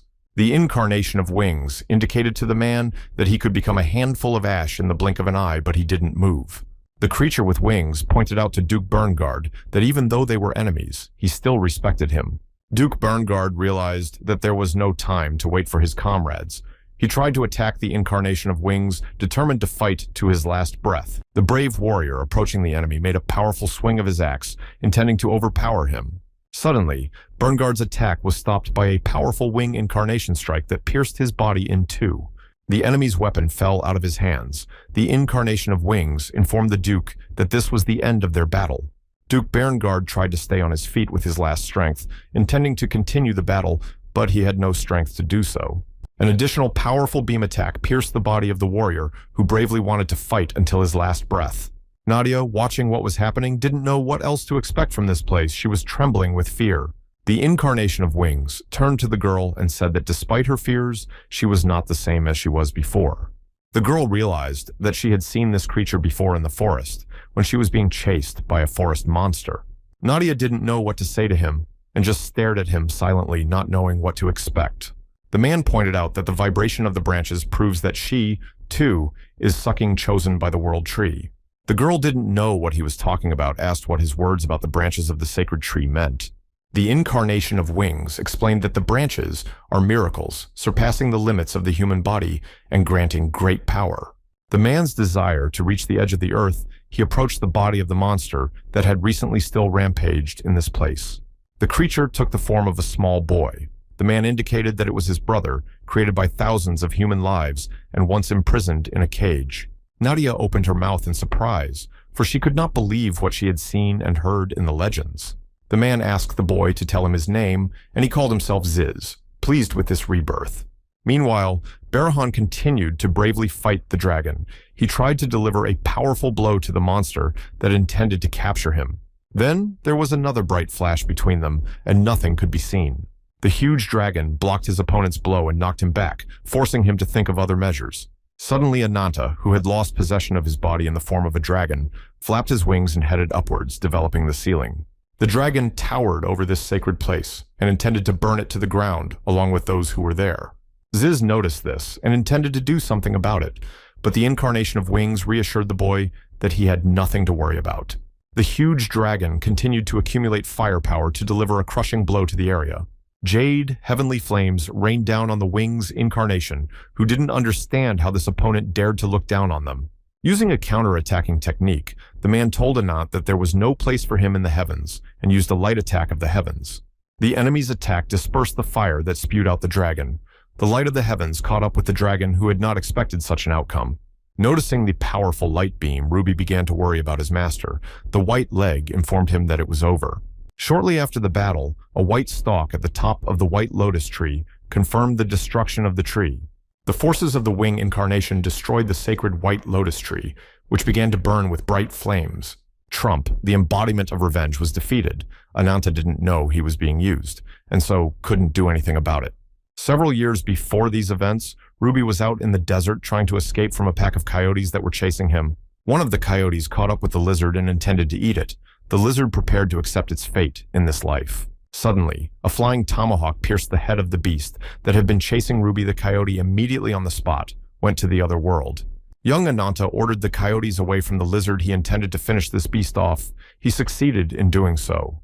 The other coyotes, seeing this, decided not to get into a fight with this young man, deciding to run away from him before it was too late. The boy was pleased that he was able to overpower the beast so cleverly and get rid of its minions using his weapon. The lizard was shocked to be rescued and decided that he would serve this man for the rest of his life. After the guy hid from the scorching sun behind a huge rock, the lizard followed him. Ananta asked Ruby why he kept following him around. The lizard couldn't speak, so he didn't say anything. The young man did not understand what use could be made of this lizard, for it did not even have meat, only bones. Trying to chase the lizard away, the guy didn't understand why it would just roll away from him. Ruby deftly dodged his blows. Suddenly, the lizard spewed fire from its mouth. The guy did not expect such a turn of events, but managed to dodge the fire in time. The guy was surprised that this lizard could use fire breath and tried to assume that it was a magical animal. Suddenly, the guy noticed that the huge rock behind which he was hiding from the sun was not a rock at all. In front of them stood a huge rhinoceros that reacted to Ruby's fire. The young man realized that he could not fight such a beast alone. Ananta started running away from the rhinoceros that started chasing him. A lizard got on the guy's head. The rhinoceros chased the guy right to the cliff. The guy realized he had no other choice, so he jumped off the cliff. Landing in the gorge, the guy realized that he had managed to avoid a run-in with a huge rhino. The young man noticed that next to him sat a stranger in a hood, which seemed strange to him because at such a time it was difficult to meet anyone. Looking up, the guy noticed that the rhino hadn't given up his intentions to avenge their burn. Suddenly, the young man withdrew from Ruby, who didn't understand what this man was thinking of doing with the huge beast. Taking out a tomahawk, the guy intended to fight the rhinoceros, ordering it to attack, intending to show it the power of the air to the great black dragon. Hearing the man's words, Anantha was surprised to hear him, for he did not understand what he wanted from him. Removing his hood, the man stared at the beast that stalked the young boy. The beast, catching the man's gaze, felt the power he possessed. The man continued to stare at him. Suddenly, the rhino turned around and started to walk away, deciding not to mess with this strong man. The man asked the boy if he was okay. He surprisingly looked at him, positively nodding. Anant's life that day after meeting this man changed forever. He had no idea where the meeting would lead. Then the guy brought the man to his settlement, which was on the bank of the river. The tribe noticed that Anantha had returned. One of the men marveled that this guy was still roaming around. One of the men asked the guy who it was next to him, and he said it was okay and that person wouldn't hurt them. The sister saw the return of her brother and asked where he had been missing for so long. The girl assumed that her brother had gone to the spirit world alone again, pointing out that something terrible could happen and he wouldn't come back alive. His sister asked him where he had brought this incomprehensible animal on his head. From his brother replied that the lizard had just followed him, and that was it. The girl asked who was this stranger who had come to their settlement and introduced his sister Ashita to the master. Suddenly, their conversation was interrupted by a heavy cough from the girl, who turned out to be coughing up blood. Her brother asked if she was all right and asked her to come inside to give her medicine for her illness. The stranger was brought to the head of the settlement in one of the tents, and they began to discuss the business he had come to them for. The head of the settlement offered the guest some food and invited him to sit down, as he would be comfortable, and thanked him for the food. The old man said that they don't get foreigners very often, realizing that it would be disrespectful of them not to treat someone who helped their tribe member. The head of the tribe indicated to the traveler that he could rest at their place as long as it took for him to continue on his way. The man introduced himself as Master Ryu, thanking the elder for his hospitality. The elder told Master Ryu that Anantha would show him around the area, and he was surprised that he had been asked to do so. The man ordered the lad not to ask the elders and to fulfill what they asked him. The young man agreed. The elder tried to ask Master Ryu what had brought him here to such a wild place, for the land in this place was broken and unfit for travel. Master Ryu explained to them that he is a researcher and studies the customs of location and embodiment from different regions. The elder asked what incarnations he was talking about. He pulled out a papyrus and asked him to look at the map. The wanderer told the elder that from the empire in the east to the glaciers in the far north, through the deep forests of the west, he had traveled for many years gathering legends and traditions. Master Ryu was fascinated by the tale of a deity that was passed down in this desert by word of mouth. The tribal elder asked what deity he was talking about, and the other people were also surprised to hear about it. The traveler replied that he was talking about Az-Dagak, who received the power of the gods, being one of the 6 incarnations. Elder pointed out that called the greatest and strongest among the 6, he was treated with reverence and fear. This demonic incarnation was called the Black Dragon Az-Dagaka. Master Ryu prepared a potion that could help Ashita get rid of her cough, assuring her that it was the Black Dragon's fault. The traveler explained that it was a healing herbal decoction from Celestia's empire that boosted immunity and restored vitality. The girl thanked Master Ryu for the potion, assuring her that she felt much better today. The man said he had to leave and asked her not to work too hard and to rest more. The guy asked where he was going today. Master Ryu replied that he intended to head downstream and would explore the surroundings there. Further, Anantha offered him some fishing. My brother told my sister that he would go with the master and do a little fishing, and told her not to worry because he would be back soon. Ashita wished her brother a happy journey sweetly. While smiling, she didn't mind such a thing. Her brother was glad of this admonition, thanking her and promising her that he would be back soon and she need not worry.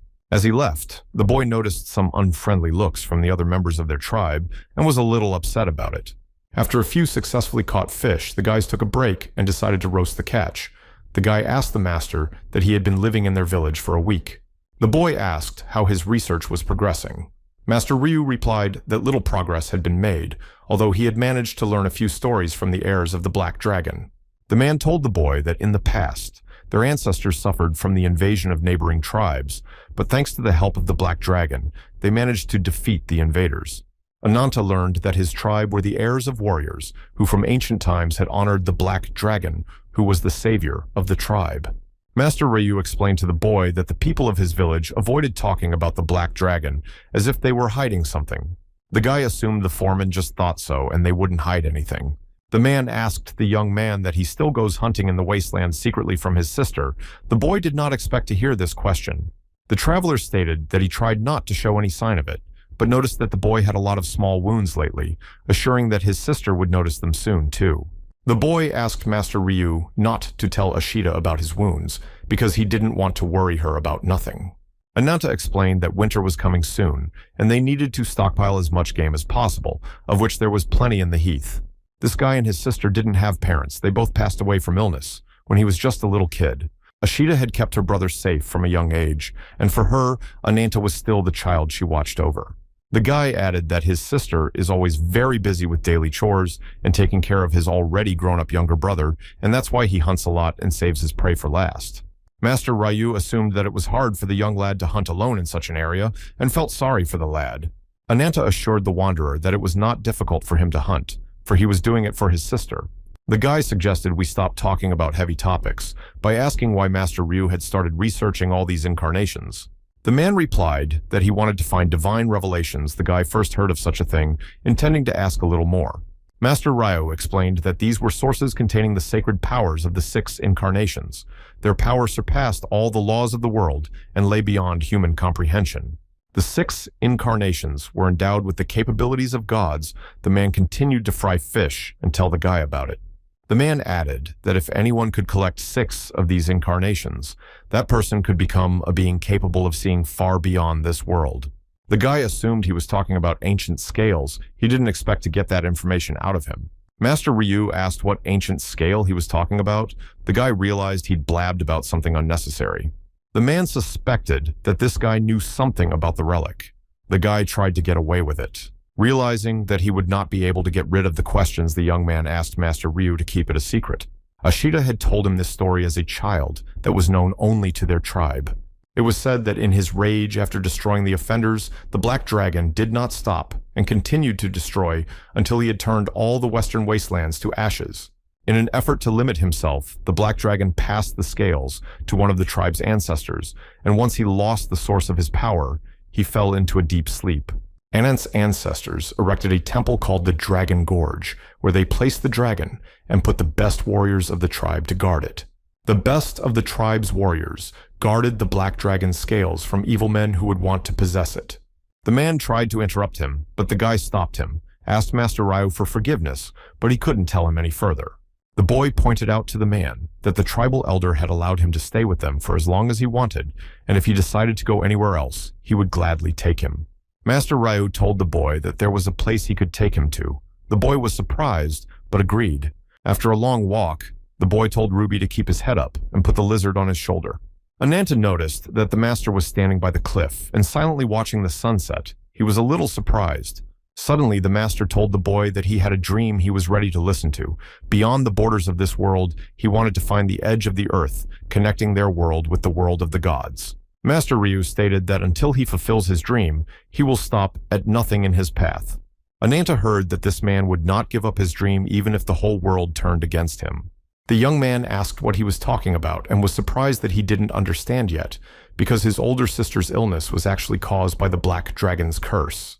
The boy was surprised at this assumption. Master Ryu asked if he knew much about the Black Dragon, because Azdagaka was a servant of the side of demons, ruling over demise and curses. The man assured the lad that an incarnation could not serve such a god just to entrust a divine revelation to mere humans without reason. Master Ryu tried to convince the young man that the dragon had simply used them all and passed on to them the curse of demonic revelation that he himself had carried before. The traveler added that it was for this reason that Anant's parents had died, and that his sister was suffering from a long, incurable illness, and remembering what had happened, he wondered how easily he had convinced him of this. The man assured the lad that it was because of the black dragon's curses, and he believed him on that. The young man asked him if it was true, and he took out the sacred flower that had been with him all this time. The man said that this flower should be donated to the sacred treasure that protects his tribe. It was explained to the boy that the black dragon's curse would disappear after that, as well as his sister's illness, and he believed it.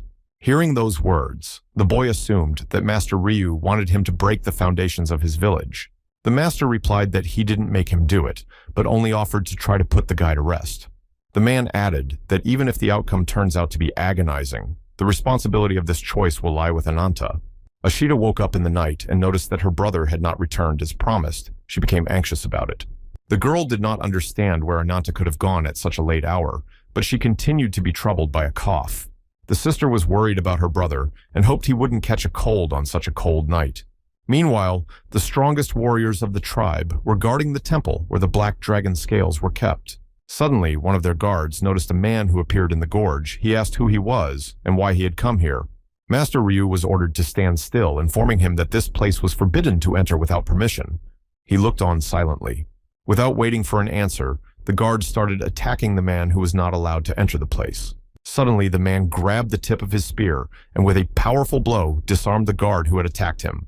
The second warrior, noticing the strength of the enemy, was frightened, but also began to attack this stranger who was trying to penetrate the temple. Having dealt with all the warriors, Master Ryu informed Anant that he could now go out without anyone noticing him. The boy stepped out from behind the stone at the master's command, carrying a divine flower that lit his way. After seeing the defeated warriors, the guy was convinced that Master Ryu was really strong because he was able to kill all the best warriors with a single blow. The man informed the boy that they had to hurry up and finish what they had planned before dawn. They went inside. After the master dealt with a couple more guards of the place, the guy kept marveling at his strength. Entering the sacred hall where the sarcophagus stood in the middle, the boy told the master that they had come to the right place. Suddenly, the flower in his hand seemed even brighter. The guy was wary of such an action and didn't understand what was happening. The boy asked Master Ryu what was going on with the flower, and he only laughed menacingly and didn't answer him. The man approached the sarcophagus, telling the boy not to be afraid because he had already made his choice, adding that everything was going according to plan. After Master Mu opened the sarcophagus in which lay this dragon scale that shed light on the dark room of the temple, the master said that he had finally managed to find the last part of the divine relic that he had been searching for so long. The only scale was turned the other way. The man made sure that this was the weakness of Azdagak's black dragon. The man thanked the boy for taking him to this place, assuring him that everything happened only because of him. Ananta turned to the master and asked if what he was looking for had happened. Then his sister would recover and would not be sick anymore. He wanted to hear the truth about it. The boy asked if he had any hope of doing so, since he doubted Master Ryu's actions for some reason. Putting his hand on the guy's shoulder, the man stated that people are very stupid. The guy looked at him wonderingly. The one pointed out that it was time to pay for his sins. Suddenly, the man grabbed the guy's hands and started trying to shove him to the scales that lay in the sarcophagus. The guy didn't understand what the master was doing. He got scared. The magical flower acted on one unfolded scale, and the bright light blinded the guy who was holding the flower, and his body was pierced by intense pain. A powerful beam of light rose into the sky. It was visible far away from this place. Ashita, seeing this beam, started to worry, for her brother assumed it happened in the Dragon Gorge. Suddenly, the entire county was plunged into a powerful earthquake. Tribe members woke up in a panic and did not understand what had happened. The dragon sleeping for 100 years in the cave was also affected by this earthquake and began to wake up. Opening his eyes and spreading his wings, he flew up to where that powerful beam of light was happening. The men in the tribe tried to figure out what was going on, since there had never been such cases in their lifetime. Suddenly, one of the men pointed his finger at him, and everyone raised their heads and saw that a dragon was flying towards them. Azdagakanem ertet, kiaz az oka, akia hatalom isteni ereyet kivanta, esmereskedet egi isteni relikviahos. Ruby was shocked at what he saw and felt sorry for his master, who had been tricked into using him for monstrous purposes. Ananta lost his hands from touching with the divine relic. He saw that next to him was Ruby. Raising his gaze, the wounded fellow saw that Master Ryu had abandoned him and went towards that beam in which the divine relic had appeared. The man was pleased that after all these years he had managed to get this. He was not sorry that at his hands the lad had suffered. Grasping the relic, he called for a miracle to come that transcends the limits of this world. The light became even brighter. The clothes on the man vaporized. He managed to grab this object that resembled a flower. Pointing sharper than this object, he stuck this divine flower directly into his chest, intending to obtain divine power. The divine plant worked on this man's body. The power transmitted to him flowed through his veins. Master Ryu was reborn, a new being, now possessing divine power. He sat on top. Coming to his senses, the light beam disappeared. The dragon, who had rushed to this place upon seeing this man, realized that he was not in time and managed to get divine power. As Dagaka informed Master Rao that he had touched the dragon's only weakness, asking if he knew what it meant. The dragon introduced himself as Dagaka, ordering the man to state his name. The man looked at him calmly. Suddenly, the man changed his appearance and introduced himself as Giyeo behind him, huge wings spread out. Gai Yo added that he was the embodiment of wings, arrogantly looking at the dragon that did not surpass him in strength. The guy noticed the monsters that were near him and didn't understand how it could have turned out like this, because he trusted Ryu's teacher, as Dagaka intended to deal with the insolent creature who dared to touch the dragon's weakness. The dragon felt that within Gai Yo's body were hidden treasures that only belonged to the gods. Looking at the enemy dragon, it seemed impossible for even an incarnation to combine all the divine treasures in his body, asking what he had done to the real treasure masters. Giyeo ordered the black dragon not to ask the obvious. He continued to stare at him with arrogance. The incarnation of wings informed Dagak that he had sent them all to the other world and took the revelations behind him. Magical spheres appeared. Gaieo began to attack the dragon, who deftly dodged his attacks by saying that Dagak had given his revelation voluntarily, and that was why he was so visibly weakened. Incarnation of Wings noticed that the even dragon had become a mere ghost of the divine era, assuring that he would personally crush it. As Dagaka pointed out to him that he could try to do it if he had the strength, he directed a pillar of fire at him. The enemy had no trouble clunking from his attack. The black dragon began to chase him. He began to fly away. Both creatures climbed too high. Ananta Bleeding had lost sight of them. He had not envisioned what consequences would befall him. As Dagaku continued to pursue the wing incarnation, creating many magical seals who tried to attack. A multitude of fireballs rained down on Giyeo, who used his strength to resist this attack. A powerful light attack shattered the black dragon's fireballs. A bright sigh illuminated the night wasteland. As Dagaku took note of his magical powers, creating many sharp spikes around himself with a flap of his wings, he aimed the magical spikes at his opponent. Noticing the dragon's attack, the incarnation of Wings decided to take counterattack measures by aiming light spikes at him. The black dragon saw that the enemy's light spikes had destroyed his attack and were heading towards him. The tribe spotted a bright orb that covered the light of the moon and illuminated their entire territory. She didn't realize what had happened. Ashita was even more worried about her brother, who left without a word to her, and the rest of the tribe suspected something wrong. The boy tried to rise to his feet to get to his graying. Ruby didn't understand how this man had so much strength. Ananta saw the huge body of the black dragon fall to the ground beside him. She didn't realize what had happened.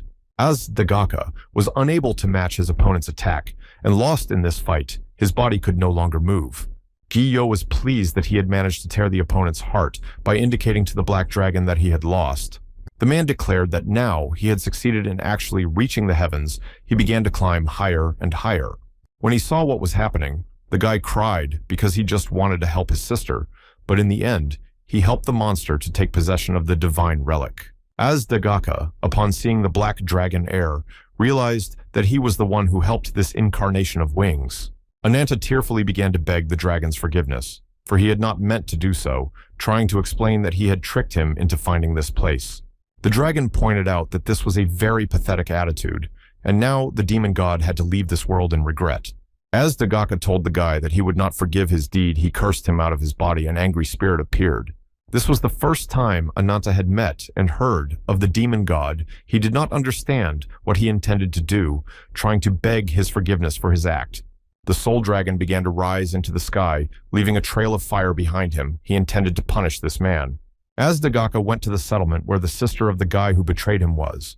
When he saw this, the guy started running to the village with his last strength. Seeing the soul of the dragon people were horrified, not understanding what happened and why Azdagaka appeared to them in such a form. Suddenly, the dragon began to sizzle this settlement, leaving no one alive. People could do nothing about it. Ashita, as well as the rest of the tribe, died in that fire, without realizing how they deserved such a punishment from the demon god. Running into the village, the guy couldn't believe that everyone was dead, and his sister she realized that it was his fault. The soul of Azdagak approached the boy, and he thought that he too would suffer the same fate as the members of their tribe. The guy's assumptions turned out to be wrong, and the soul of a demon god got possessed by this guy who betrayed them all with his rash act. Ananta ceased to be an ordinary man after such a fusion with Azdagak's soul. His hands recovered.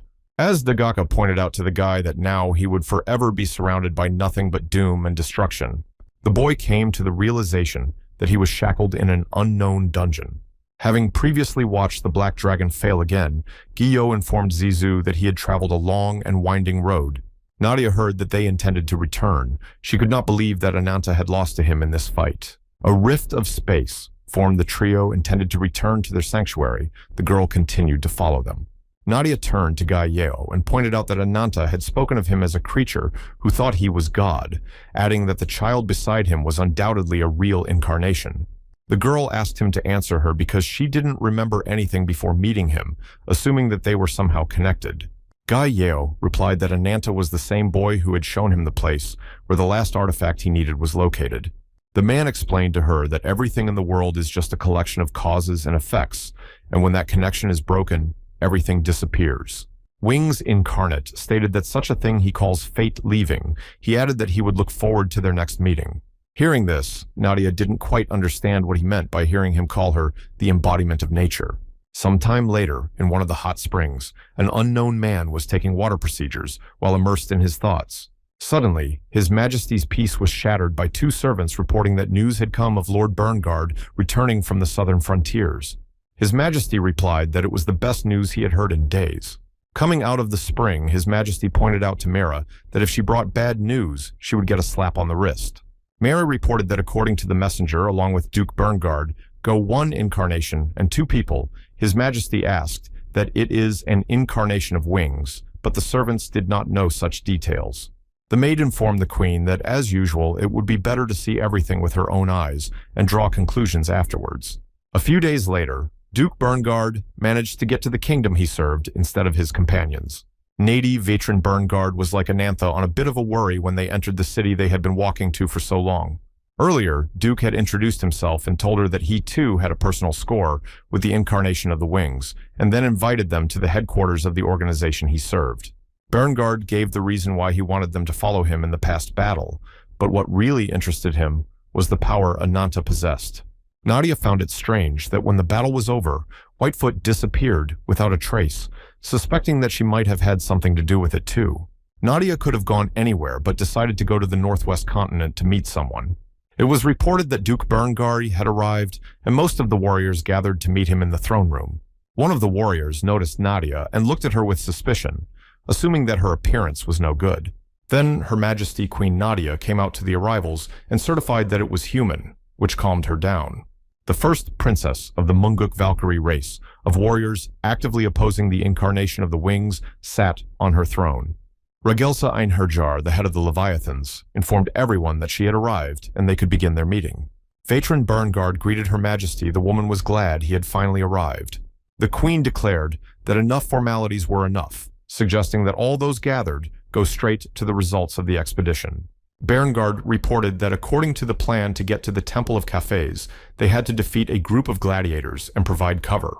The man reported that there were some unforeseen circumstances in this plan, but eventually he managed to get into the temple. Veteran Bernguard added that it was there that he encountered Gai Yeo, the incarnation of the girl's wings. The warriors were dumbfounded to hear this. The queen asked what happened. Then the Duke replied that immediately afterward he engaged with his opponents in battle, but to his shame lost. Ragelsa Einherjar assumed that he had returned in disgrace, and without information, she was saddened by the Duke's action. The man pointed out that defeat as victory are part of a warrior's life, and the number of these situations does not matter, promising that he would eventually get rid of the incarnation of wings. Upon hearing his words, the queen rejoiced, saying that she now recognized her Bengard veteran. The queen indicated that more importantly, she wanted to know who the incarnation behind him was by poking at Nadia. Duke apologized for not introducing her sooner, saying that it was Nadia Nature Incarnate, who was part of another group pursuing Wings Incarnate. Veteran Burnguard has informed Queen Regelsa that this girl is their new ally, who has agreed to help them in their cause. The Duke added that in gratitude for her help during the expedition, he had brought her here and presented her to the Queen. Regelsa Einherjar asked where the others were, and the assistant reported that it was hard to call them members of the group because there was only a man and a little girl who offered them cooperation in exchange for their treatment and protection. The aide added that the girl was fine and they would later give her to a foster family. The Queen became aware that the fellow savage was lying unconscious in the infirmary. His condition was extremely serious, being badly maimed. The aide said if Her Majesty wanted, they could bring him here by force. The Queen replied that it was not necessary to do so. The Queen said hello to Nadia and decided to walk over to her. The girl stood obediently in front of Her Majesty. The woman introduced herself as Regelsa Einherjar and extended her hand. She seemed friendly to Nadia. The girl bowed to her and thanked the Queen for the warm welcome. They shook hands. The Queen asked the Wanderer what she expected from cooperating with the Leviathan. Nadia thought for a moment. Regelsa Einherjar told her that if she was an infiltrated spy, she had better admit it at once. Nadia reported that a branch of the tree had been embedded in her body and she wanted them to tell her what they knew about it. Suddenly, the cat girl pointed out to Regelsa that she shouldn't listen to the tales of Nature Incarnate, smelling something wrong. Looking at Nadia, the cat girl stated that she could smell that this girl reeked of the incarnation of wings, suggesting that she had a branch inside her that she had gotten from a winged one. Regelsa Einherjar asked the girl that everything claimed about her was true. Nadia did not want to deceive them. The incarnation of nature agreed with the cat girl's words, saying that she could still feel the branch resonating within her after meeting the incarnation of wings. Nadia assured that despite that she really didn't know anything about her and asked her to tell her. The Queen assumed that it was Bernguard who had told this girl about the branch. The Duke replied that without Her Majesty's consent, he had no right to share any information. The woman looked at Nadia and realized that she might be the one the wing incarnation was looking for, and this was an extremely good chance for them. The Queen was about to continue her explanation when a servant rushed in to tell Her Majesty an important piece of news, interrupting their conversation. Regelsa Einherjar asked the aide why he was barging into the hall during the meeting. The girl apologized for his act, assuring that the matter was of the utmost importance. The aide reported that there is now a massacre in a civilian neighborhood. The spiritual power was consuming the body of the boy who had fallen victim to the black dragon betraying him and revealed the place where his scales were stored to Guillot. The black dragon had taken possession of his body, and the boy could not regain possession over his own body. Ananta realized that he was losing himself, and his consciousness was slipping away, being consumed by hatred and suffering. When he noticed the village that was burning down, he rushed towards it in the form of a lizard-like creature, intending to see what happened there. The creature began to approach the burning village with quick movements, leaving huge footprints on the ground behind it. Arriving at the site and finding no survivors, the monster screamed furiously. The guy was unable to do anything about it. Ananta, in the form of a monster, stood and watched his village burn down, realizing that what happened was his fault. The guy managed to take control, then the monster's body began to dissipate, and he managed to use his appearance. His arms recovered. Ananta remembered the look on his sister Ashida's face, who had wished him a good journey for the last time. The brother bent over the breathless body of his sister, whom he could not protect, but thought his act would cure her. Ashida's breathless body lay motionless. His brother, realizing that he himself had made the wrong decision that had ruined his entire village. Grabbing his sister, the guy screamed all over the place from the heartache he felt at that moment, and he couldn't do anything about it.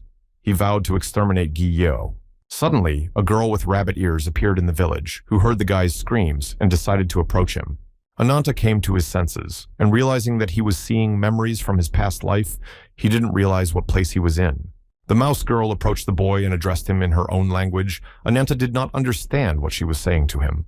Looking at the creature, he couldn't understand where he was or what she was trying to tell him with her words. Ananthanu thought the girl was strange, assuming she was the incarnation of some animal.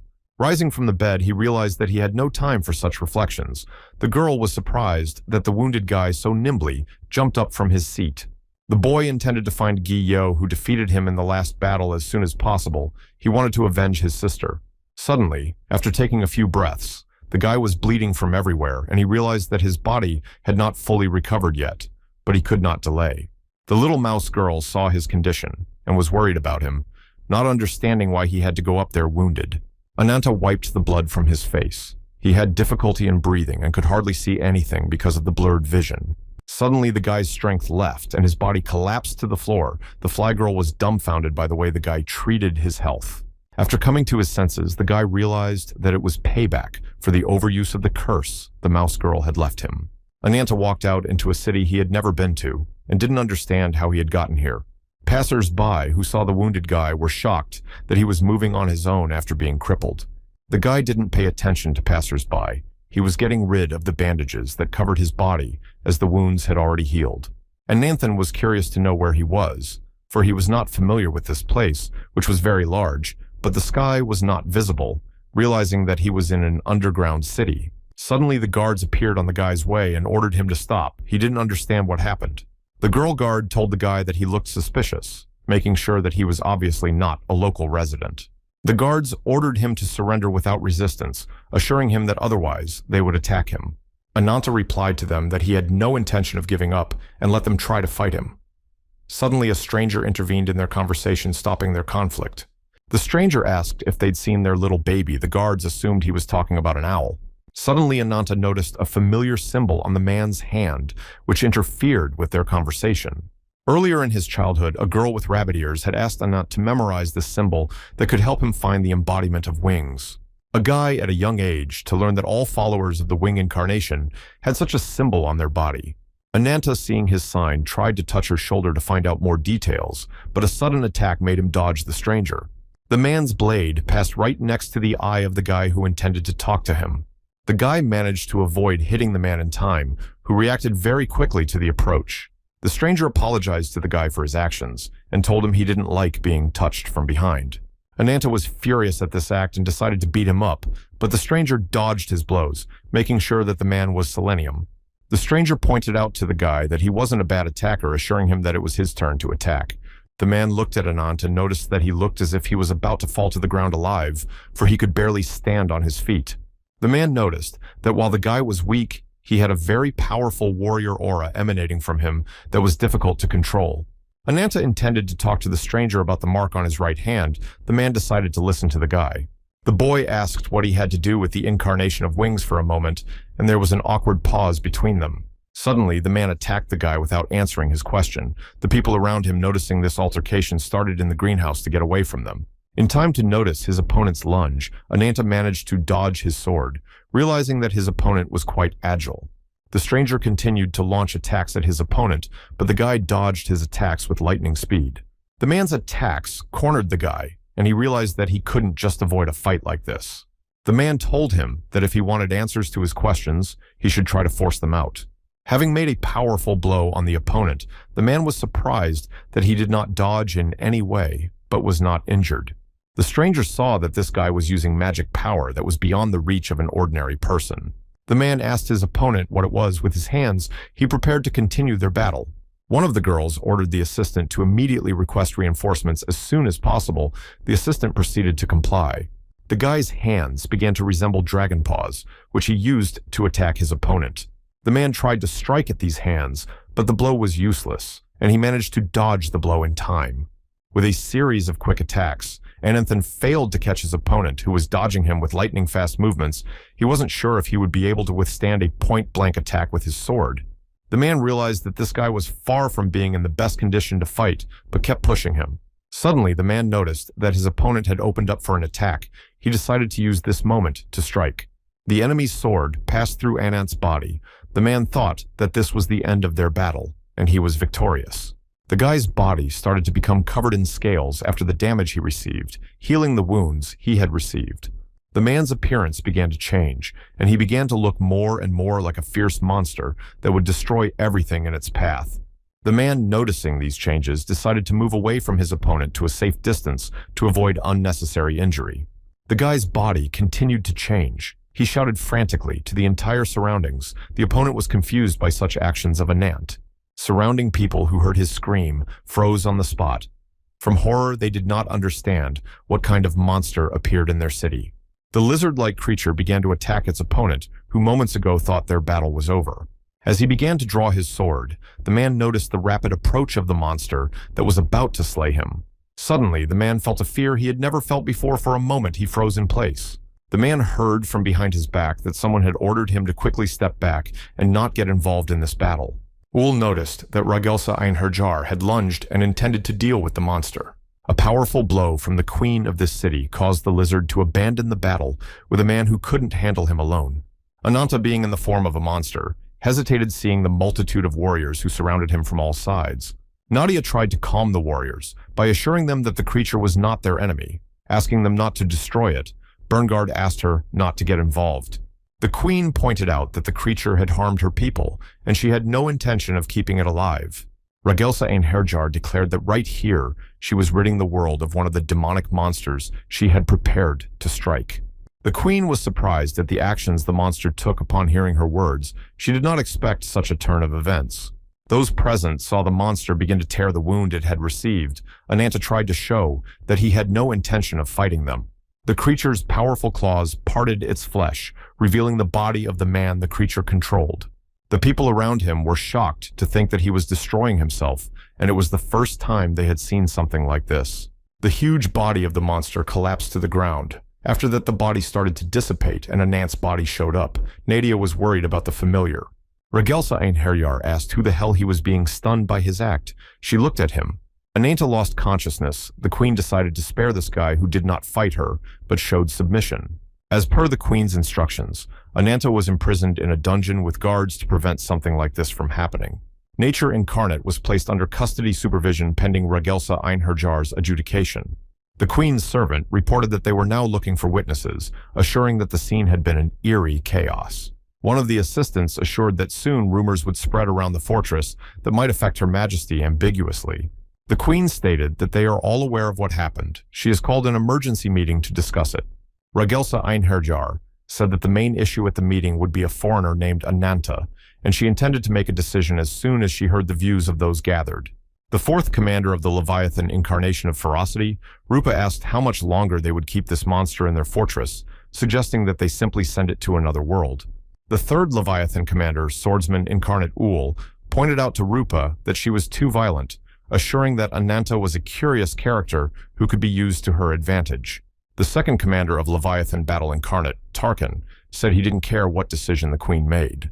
Ragelsa Einherjar asked Veitran Berngard if he knew of the abilities of this man he had brought. Leviathan's first commander, the epitome of bravery, Duke Berngard, replied to the queen that he knew of such a thing. Rupa was dumbfounded and asked why he had brought such a creature to their fortress, not realizing what he was thinking in doing such an act. Duke Berngard agreed with their statement that the presence of the creature had caused havoc in their fortress, but he still felt they should leave it behind. The first Leviathan commander pointed out to the queen that Anant's power is undoubtedly very great and dangerous, and he absolutely harbors a hatred for the incarnation of the wings. The man added that if they took control of this power, it would become an extremely useful weapon in their hands against Gai Yo. Duke Berngard's decision was to keep this guy as a supporting force for the upcoming battle. Rupa didn't understand how the queen could listen to such foolish suggestions. The fourth Leviathan commander, Rupa, the embodiment of ferocity, turned to Ulu, who was fighting the creature, adding that if he had been more serious, he would have killed it with one blow. The third commander of the Leviathan incarnation of swordsman Ul replied that her words were not particularly true.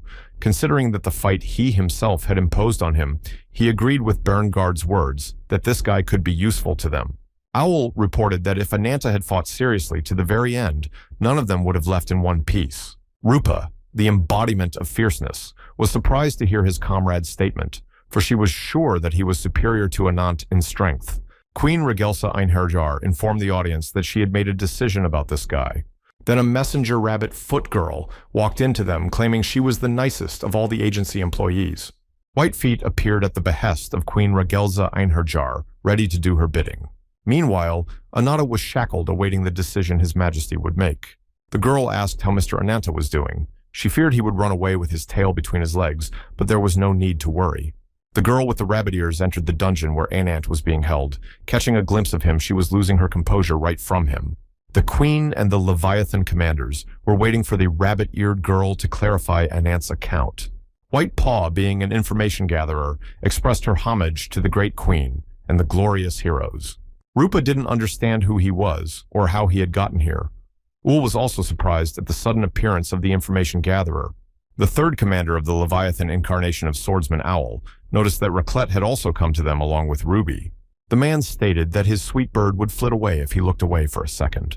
The queen asked the commanders not to make a commotion, explaining that the Whitefoot has powers that can transcend space. Duke Veteran Burnguard asked Ragelsa Ikerjar who it was. The queen replied that the Whitefoot is a high-ranking member of a group known as the Rabbit's Foot. The queen reported that before their return, the Whitefoot had offered her a deal that she found very tempting. Whitefoot asked the queen if she is interested in a force capable of destroying the incarnation of the wings. Rupa stated that she had calculated everything ahead of time. Ragelsa Ikerjar was interested in the deal offered to her and asked the White Paw to tell her more about all the terms. Whitefoot was happy that their conversation was going so well and wanted to create a strong alliance between Leviathan and Rabbitfoot. Rabbit's Foot intended on his part to utilize all resources to destroy the incarnation of the wings. By freeing Ananth, the Rabbit's Foot wanted to give Ragelsa Ikerjar's kingdom the epitome of revenge. Rupa interrupted her and said that the Whitefoot was talking nonsense and should not be trusted. She did not understand the claims made against her. Suddenly, Ananta appeared in the room and asked the White Paw how dare she lie about her superiority. Those around him were surprised by the lad's statement that no alliances were needed, and Ruby's cooperation noticed his master. Ruby broke free and started running to his master, who had not been seen for a long time and thought he was dead. Ananta told the audience that he would be the one to get rid of the wing incarnation. Everyone looked at him suspiciously. When Rupa saw the guy, the epitome of ferocity, she was furious and said he should be in jail. Rupa didn't understand what the guard was even doing that she let him escape their dungeon, but she didn't know that they were mesmerized by the Rabbit's Foot veil. The embodiment of ferocity, Rupa waited only for the queen's order that would allow her to beat the crap out of this guy. Ragelsa Einherjar ordered Rupa to calm down, for she wanted to listen to Anant, who had come to them. The queen was curious because his body was covered in scars, and that meant he had been in many battles. A frenzied energy emanated from him that simply stunned those around him. The queen had never before encountered such a thing, assuming it was a bloodbath in the flesh. The White Paw presented to the queen and commanders the strongest trump card of their organization, Anant Ragelsa Einherjar, allowed that he is the embodiment of revenge. Suddenly, the guy grabbed the girl with the rabbit ears by the head, and she immediately stopped talking, realizing that he was still upset with her. Ananta asked her, since he became the property of the Rabbit's Foot, assuming that she wanted to go to the other world, saying such a thing. Suddenly, another silhouette of a girl with rabbit feet appeared behind their backs. The guy, meanwhile, started squeezing the head of the white-pawed girl. The girl hugged the guy's arm and said that he had lost to the incarnation of wings, and he shouldn't behave like that in the presence of important people. A Rabbit's Foot employee stated that he would find it difficult to go it alone, assuring that he needed allies.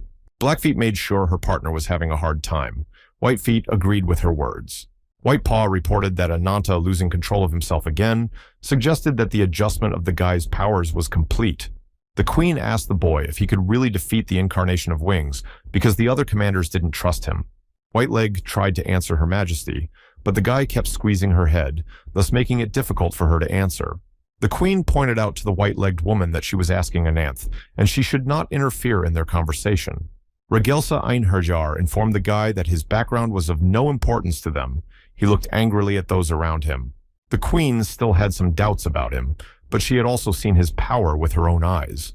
Everyone gathered in this place had one goal: to destroy the wings incarnation.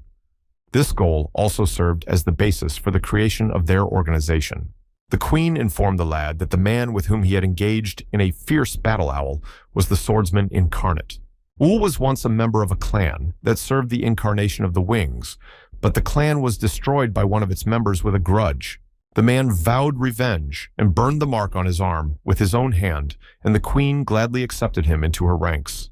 The queen, now looking at Ananth, saw the wild rage he felt for the incarnation of the wings. The guy asked her name, and the woman introduced herself as Ragelsa Einherjar, and they exchanged glances. Letting go of the white-legged guy, asked what she wanted to know if he could overpower the incarnation of wings. The queen nodded positively. The boy assured that he has a power that has almost no limits. Hearing this, the queen smiled. Ananta added that the more cursed beasts he absorbed, the more power from them he gained, and his power was able to grow indefinitely. The young man declared that once he regained his full power by devouring the monsters, he would tear apart the incarnation of the wings, instructing the queen to cooperate with him. Rupa heard his words and was furious at the insolence he had allowed to be used against Her Majesty. Ragelza Einaharier laughed at hearing the boy's statement. She was pleased with the boy's insolence. The queen realized from her seat and went towards the guy. The surrounding people did not understand what could happen now. The woman swore by the honor of the queen that Leviathan would ally with the embodiment of vengeance. White Paw rejoiced at this outcome. The queen turned to Skaldar and Mary, and they approached her, ready to listen to her orders. Ragelsa Einherjar ordered his subordinates to bring Nadia to them to discuss their next course of action. Meanwhile, Barahan went to the doors he was ordered to go inside. He opened the mighty doors to this hall. The minion of the Wings incarnation saw that this hall was being tested by Ziz, who had defeated the huge creature. Many dark looks fell on Barashon, who had entered to them. They were pleased to see him. Ziz, who had defeated the monster, looked at Gai Yeo laughed because he had not disappointed his progenitor. Gai Yeo informed Barahan that they were in this place, celebrating the birth of a new brethren they had brought from another space. Kneeling down, Barahan reported that he had gathered everyone as ordered by Gai Yeo. He was ready for further instructions. The incarnation of Wings ordered a minion to open the passageway. Barahan immediately closed his fists. After his actions, a portal to another dimension formed behind him, shattering the space they were in. The passage turned out to be a space in which there was a huge number of monsters that started screaming, noticed the guests. Many different kinds of monsters were contained in this place that Gai Yeo had come to, and they began to react to him. The man calmly watched the reaction of the creatures that were under his control. Gai Yeo had them memorize that all they had been rejected by God, the monsters continued to react violently to him. Barahan looked at the creatures that were in this place. He could not know his master's intentions. Looking at Ziz, Gai Yeo informed them that they had all lost their human appearance by becoming slaves to evil spirits, and that they would never get it back. The monsters calmed down upon hearing the words of the Lord, who commanded them to know the depths of the humiliation of this existence. Gai Yeo pointed out to them that they were not worthy of recognition. They were despicable eternal slaves to the weaknesses that were imprisoned in this place. Then he began to unfold his wings. A bright glow began to illuminate this dark place. Gai Yeo stated that it was proof of their lowliness by asking if they considered their existence worthy. Incarnate Wings descended to the monsters, informing them that it had surpassed the limits of the worlds and was destined to cross the boundary of the world of the eternal and pass into the reality of the higher creatures. Gai Yeo pointed out to the monsters that if they dared to challenge him, they must be willing to deny themselves and throw off the shackles of the cursed flesh. The man ordered the monsters to show him what they were capable of, promising that those who stood strong could receive the blessing of the Wings. When the monsters heard his words, they were surprised because it meant that they could move to a new world without being stuck in this place. The huge gorilla began to shriek furiously and beat his chest, intending to destroy all the opponents who were in the place. The monsters began beating their own kind to earn the blessing of the Wings they had been promised. The ongoing fight in this place amused Gai Yeo, who was watching them. He began to furiously taunt them. In the meantime, the servants brought Nadia to the king, as the girl had asked, not knowing what their conversation would be about.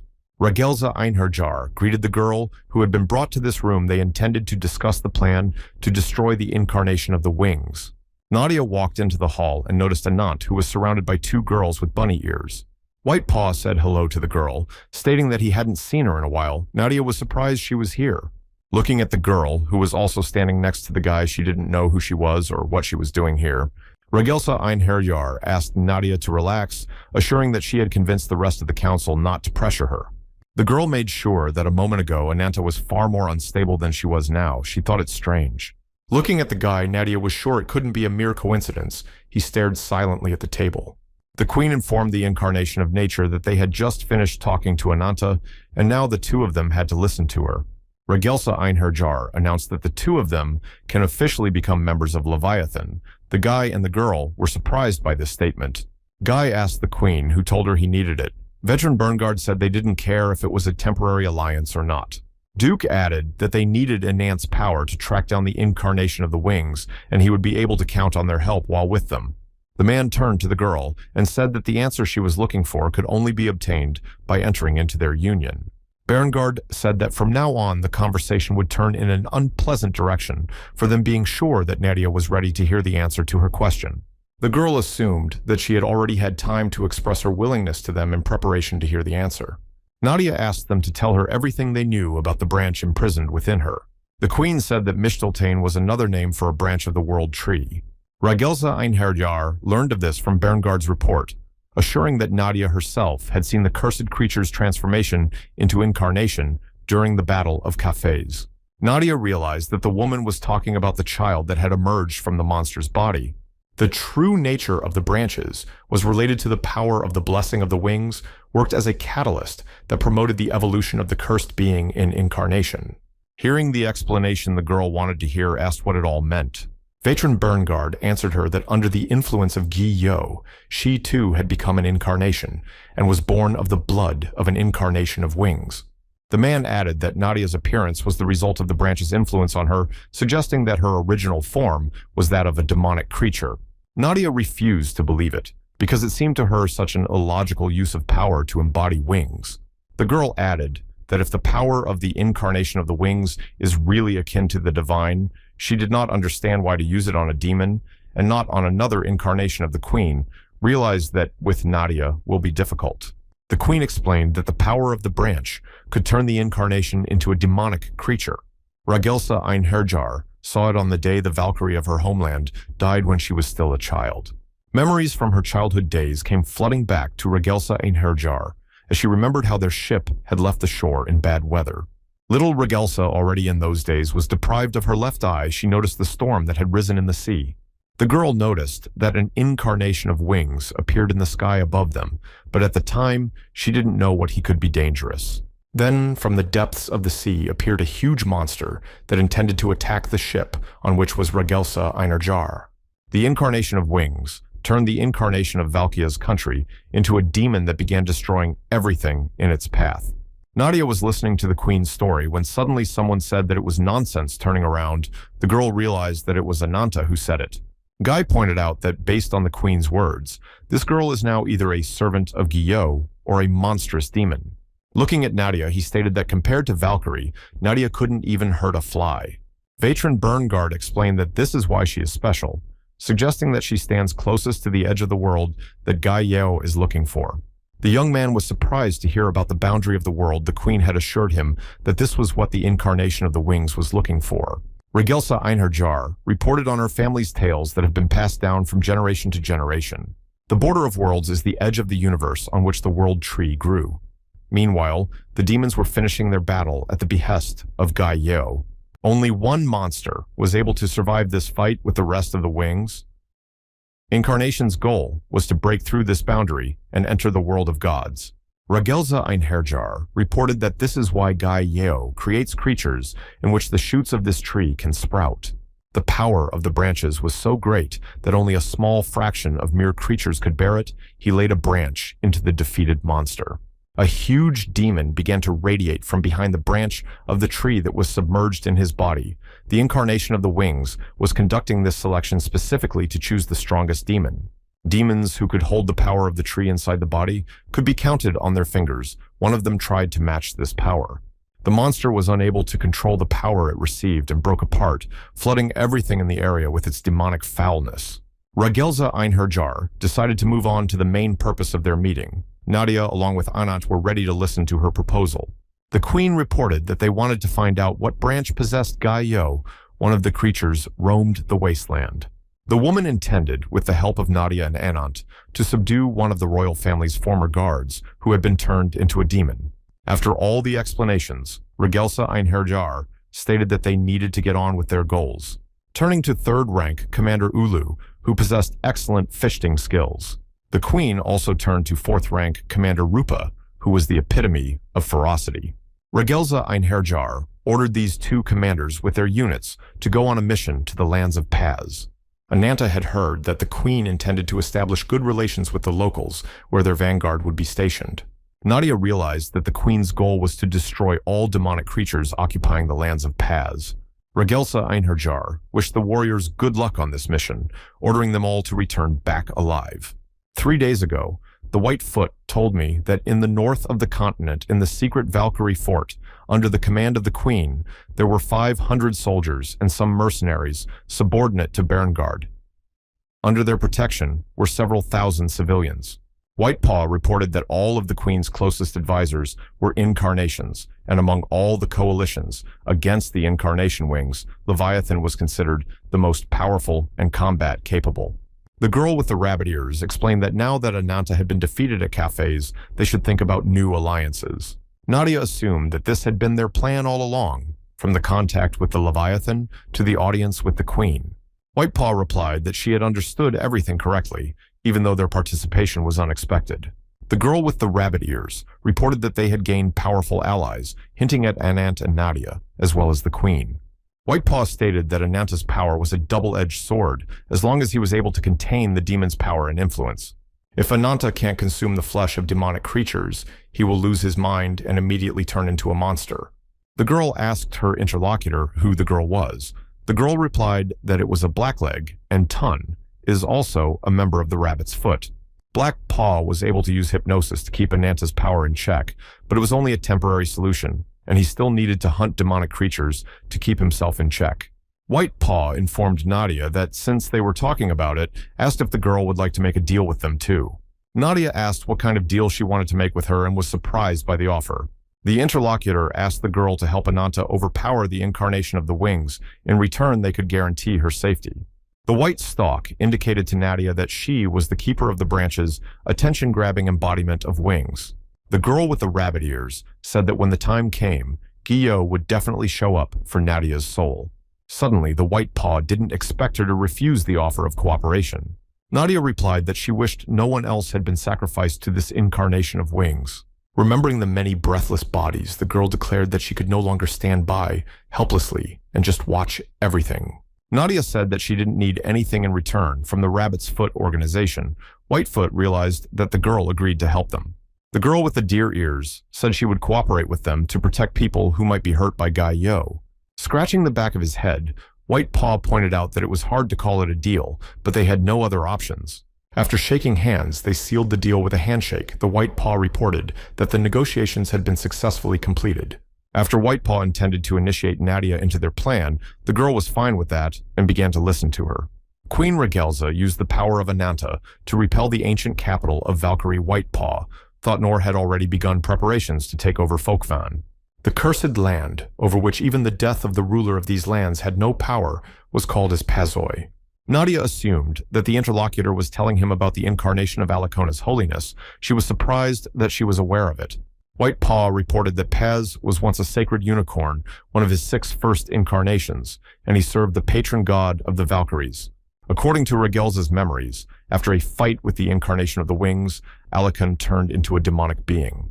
White Paw assured that with a 99% probability, it was due to the influence of the wind of the tree.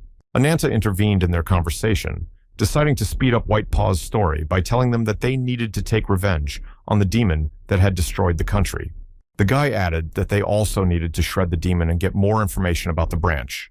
The young man approached the table, turning to the White Paw, and ordered it to take him to the place where he should bat.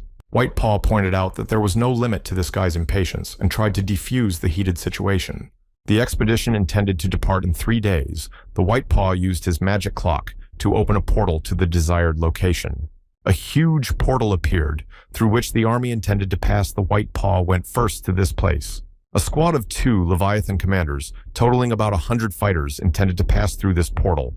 The fighters of these units were mostly brave girls who were ready to fight monsters. White Paw asked for the coordinates of Folkwang because they could go there any time.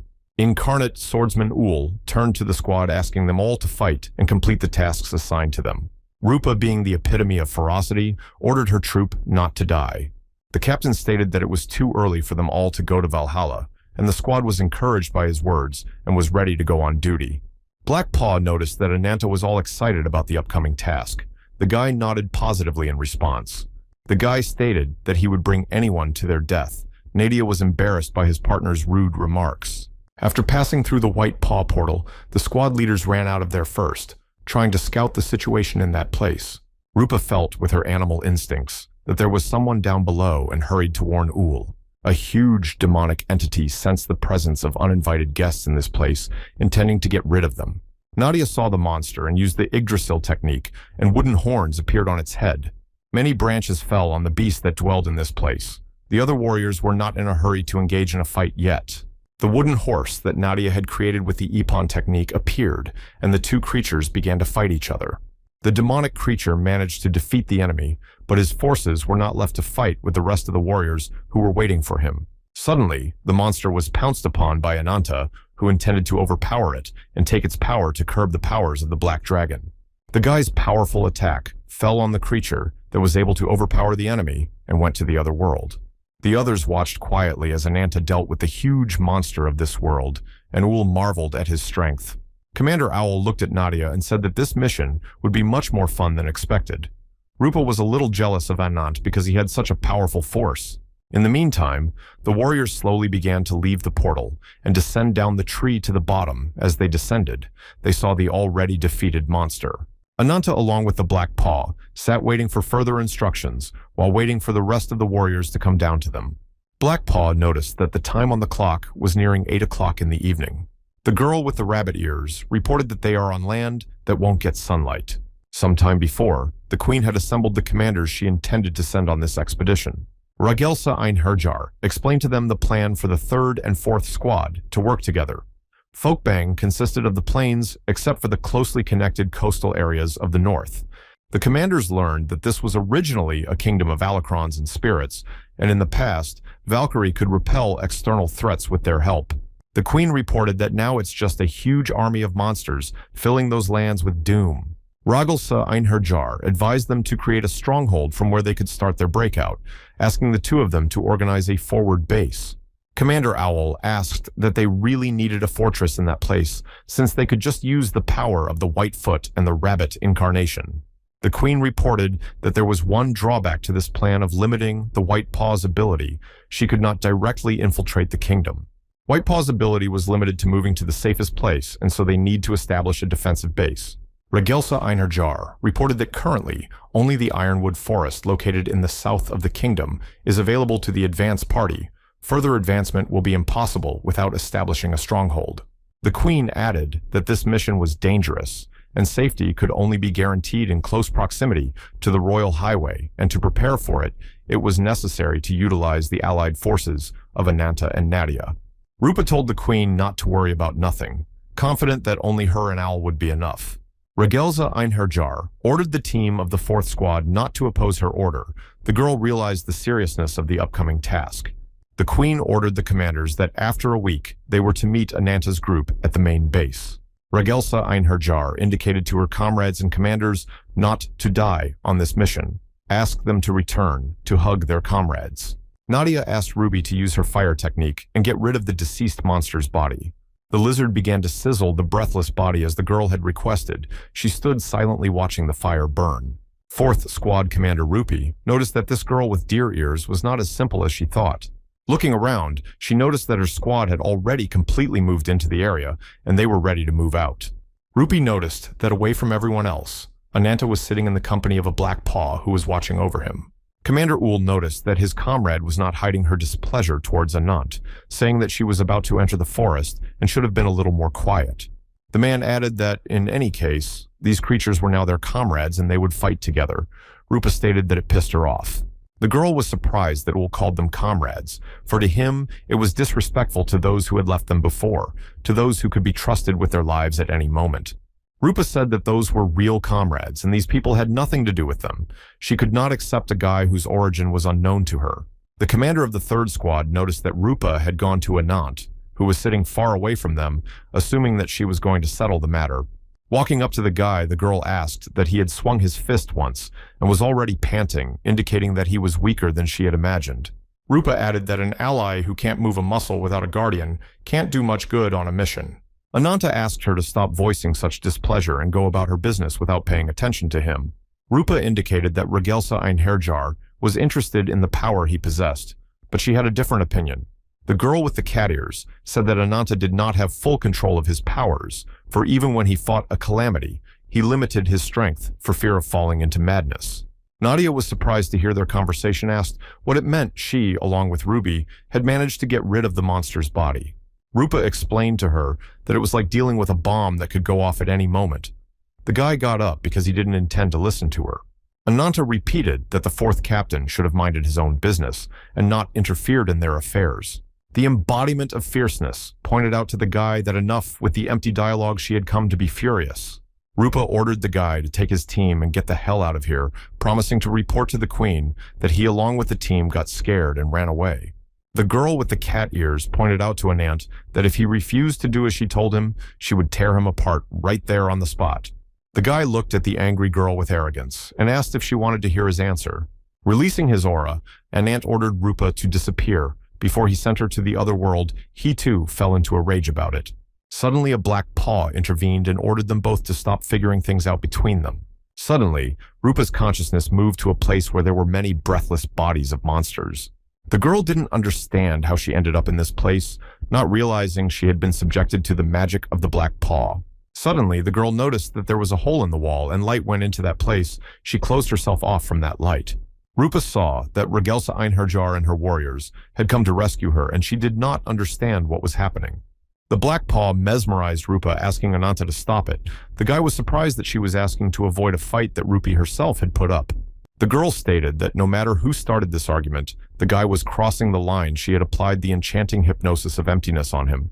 Suddenly, the guy pushed away his partner who was standing next to him. The girl didn't realize what happened. Raising her gaze, the black paw realized that the guy was just trying to save her from the monster's surprise attack. A huge snake was about to kill the guy who saved his partner. He ordered them to leave. Rupa stood motionless, hypnotized. The third captain noticed that Rupa was standing motionless next to the huge snake that had swallowed Anant. A huge snake surrounded the tree next to where Rupa and Anant were, and the rest of us couldn't see what was going on there. Owl ordered the squad to quickly take up defensive positions, and 10 men to follow him to support Rupi, intending to drive that snake away. Unexpectedly, the commander saw a herd of demonic horses rushing straight at them, and he shifted his focus from Rupi to those monsters. Upon noticing the monsters, Nadi used the Yggdrasil technique, and the many roots that appeared from under the ground disarmed these monsters. The girl ordered all the warriors to get ready for battle because more monsters were approaching them, and the warriors began to prepare for defense. Nadia assured everyone that these monsters attacked in packs. People were convinced of her words as they noticed the sea of monsters that began to approach them. Rupi realized that someone had covered her mouth to prevent her from screaming. The girl noticed that Ananta was covering her mouth. She didn't realize what had happened as she had been unconscious for some time due to the hypnosis of the black paw. Diva huge serpents prowled around trying to find the people who were hiding from them. A few minutes earlier, the snake had crawled to the shouts of the people who had made a showdown with each other in the area. Finding himself in the body of the snake, the lad intended to get out before he was digested, so with him into the mouth fell Rupa in an unconscious state. Ananta used his strength to tear apart the body of the huge snake that swallowed them. The snake didn't realize what had happened to it. Its body split in two as the man managed to break free through its gut. The head of the huge snake struck the ground and made no further movement. Ananta began to gradually climb out. The guy realized that he was in a depressing situation with Rupi, who had been under the influence of hypnosis all this time. The girl stepped away from the hypnosis and began to remember the mission and the place she was in. Getting up, Rupa was surprised that she was alone with Anant, who was glad that she had come to her senses. The guy pointed out that she was the lucky girl. The girl was outraged, asked what kind of appearance he had without noticing hers. Suddenly, the girl noticed that she too was differently dressed. Ananta asked if she remembered how she got into the snake's mouth. The guy pointed to the snake's body, adding that they had miraculously managed to get out of it alive. He assumed that the others would come crawling to them now. Rupa was surprised to realize that this guy had been protecting her the whole time she had been unconscious. Looking at his body, the guy noticed that his wound regeneration was too slow, realizing that he wouldn't be able to fight for a while. Guy pointed out that his partner's behavior was toxic, suggesting that the liquid in the snake was close to acid. Rupa was surprised that he could analyze what he was immersed in. The girl asked how much time had passed, allowing that her comrades should have already come. The guy felt the presence of the monsters. Suddenly, Ananta grabbed Rupa's hand to hide from the intruders. The girl didn't realize what he intended to do. Rupa didn't understand where the boy was dragging her to because she was sure that their safety was not in danger. Ananta, along with the girl, hid behind one of the trees. Rupa asked what he was doing. He asked her to shut up. The girl made sure that the guy really wanted to save her by covering her mouth. She noticed that several giant snakes had appeared near them. Rupa realized that the area they were in was surrounded. She assumed it was the land of snakes. Her partner didn't understand what sense of unease was haunting her in this area, assuming it was a demon or some kind of spirit. The girl asked if her partner wanted to fight. Ananta replied negatively. He explained that he couldn't fully control the curse right now. The guy reported that the use of powerful force without a black paw could result in an uncontrollable rampage on his part. Ananta didn't want to be eaten by snakes, indicating to his partner that they had two options to get out of here. The first option was to ignore the damage and fight the enemy until they were completely destroyed. The second option was to avoid the battle and join the allies to be reached. The guy left it up to the girl to decide, and she looked at him thoughtfully, realizing that he had dumped everything important on her. The girl suggested a third option, in which one could break through the encirclement and head to the original destination to leave the forest. Rupa reported that she can tell by smell where the monsters are and where the original destination is. A huge number of snakes were hunting their prey, and if these two encountered them, they would be immediately surrounded. Rupa said that if she joined forces with the reinforcements, there would be unnecessary casualties in their ranks. Guy asked if there was any viable option on how to escape from this area. The girl wondered. Rupa stated that she did not like the situation they were in and asked her partner to trust her. Ananta noticed that she had started moving out. He asked what she meant. Her partner pointed out that there was no time for chit-chat, asking her to follow her. Rupa, intending to change her appearance, asked Anant to climb on her back and hold on tightly so as not to fall. The snakes sensed the presence of victims who stopped behaving stealthily. They followed them. The guy riding the wolf quickly ran through the huge snakes that were trying to attack them. One of the snakes tried to bite the victims who had come to them, but did not think they would be able to escape her attack. The partners managed to disarm one of the snakes. To break through further, the rest of the snakes followed them. Rupa, in the guise of a wolf, noticed that they were being chased by several snakes that would be difficult for her to escape. Suddenly, the snakes began to lag behind. Ananta reported that her plan had apparently worked. Rupa informed him that they were almost out of the forest. Because they had avoided the snakes, the level of danger their companions faced might have been reduced. Suddenly, Rupa noticed that some unknown person sitting on a huge snake was waiting for them at this place. The guy noticed the garment this man was wearing. He was sitting and reading a book. He was not being attacked by snakes. The man saw the travelers and apologized to them, saying that no one could leave this forest alive. The partners realized that it was a snake charmer who intended to get rid of the uninvited guests of the area. The man began to create many snakes from the dark forces that were on the ground, ordering his creatures to attack the opponents. Suddenly, a multitude of snakes appeared and started attacking the two of them on their master's orders. Ananta noticed the fast speed of the snakes. He began to doubt if they could sneak away from such fast opponents. Suddenly, Rupa grabbed the boy's arm and threw him off the spot, intending to save him and take the blow of the snakes herself. The snakes pounced on the huge she-wolf, who had no time to do anything to them. The snake charmer was pleased with them. The guy was convinced that his partner had made a rash move and exposed herself to attacks, but he didn't want to leave her. Rupa couldn't handle so many monsters alone and decided to accept her fate. Suddenly, Ananta rushed to her aid and with powerful claws got rid of the snakes that had attacked the she-wolf and continued to approach the caster. Rupa scattered the bodies of the wolf she had fought in, informing her partner that now their problem was solved. The girl lost consciousness again as she spent a lot of strength on the snakes that attacked them. The guy grabbed her in time. The man asked what the guy was protecting his exhausted partner for, assuring him it was a waste of time. Closing his book, the caster looked at the boy with a cold, snake-like gaze, letting him know that their battle was not over. The guy, hearing his opponent's statements, ordered him to shut up if he didn't want to be beaten. Meanwhile, the herd of horses continued to attack the people who remained in the camp. Ul, along with the squad, got rid of the monsters. The Incarnation swordsman intended to strip the monsters as soon as possible to go in search of the fourth captain. He used a silent strike. A powerful blow fell upon the monster that approached the swordsman's horse, went to another world. Using the battle spear technique, Ul managed to get rid of one of the monsters that attacked them. Nadia also managed to neutralize one of the demonic racers with her natural technique by twisting it with tree roots. After defeating all the monsters, the squad noticed that there were no casualties among them, which they were happy about. Owl told Nadia that there was something wrong, because two of their partners had disappeared without a trace after being attacked by these demons. The third commander, pointing at one of the monsters, told the girl that they weren't going to attack them directly. The man speculated that these monsters were trying to escape from predators and stumbled upon them by accident. Wool admitted that what had happened could be related to the giant snake that had swallowed the two men. Suddenly, a Blackpaw intervened in their conversation, saying there was no time for such musings. Blackpaw told his partners that they needed to find Ananta as soon as possible because it could lead to bad consequences. The girl admitted that the situation could get out of her control and Ananta would absorb Rupee's powers. The guy tried to suck the poison out of the girl's body. The snake charmer repeated to the couple that their actions were futile and it was easier for them to accept their demise.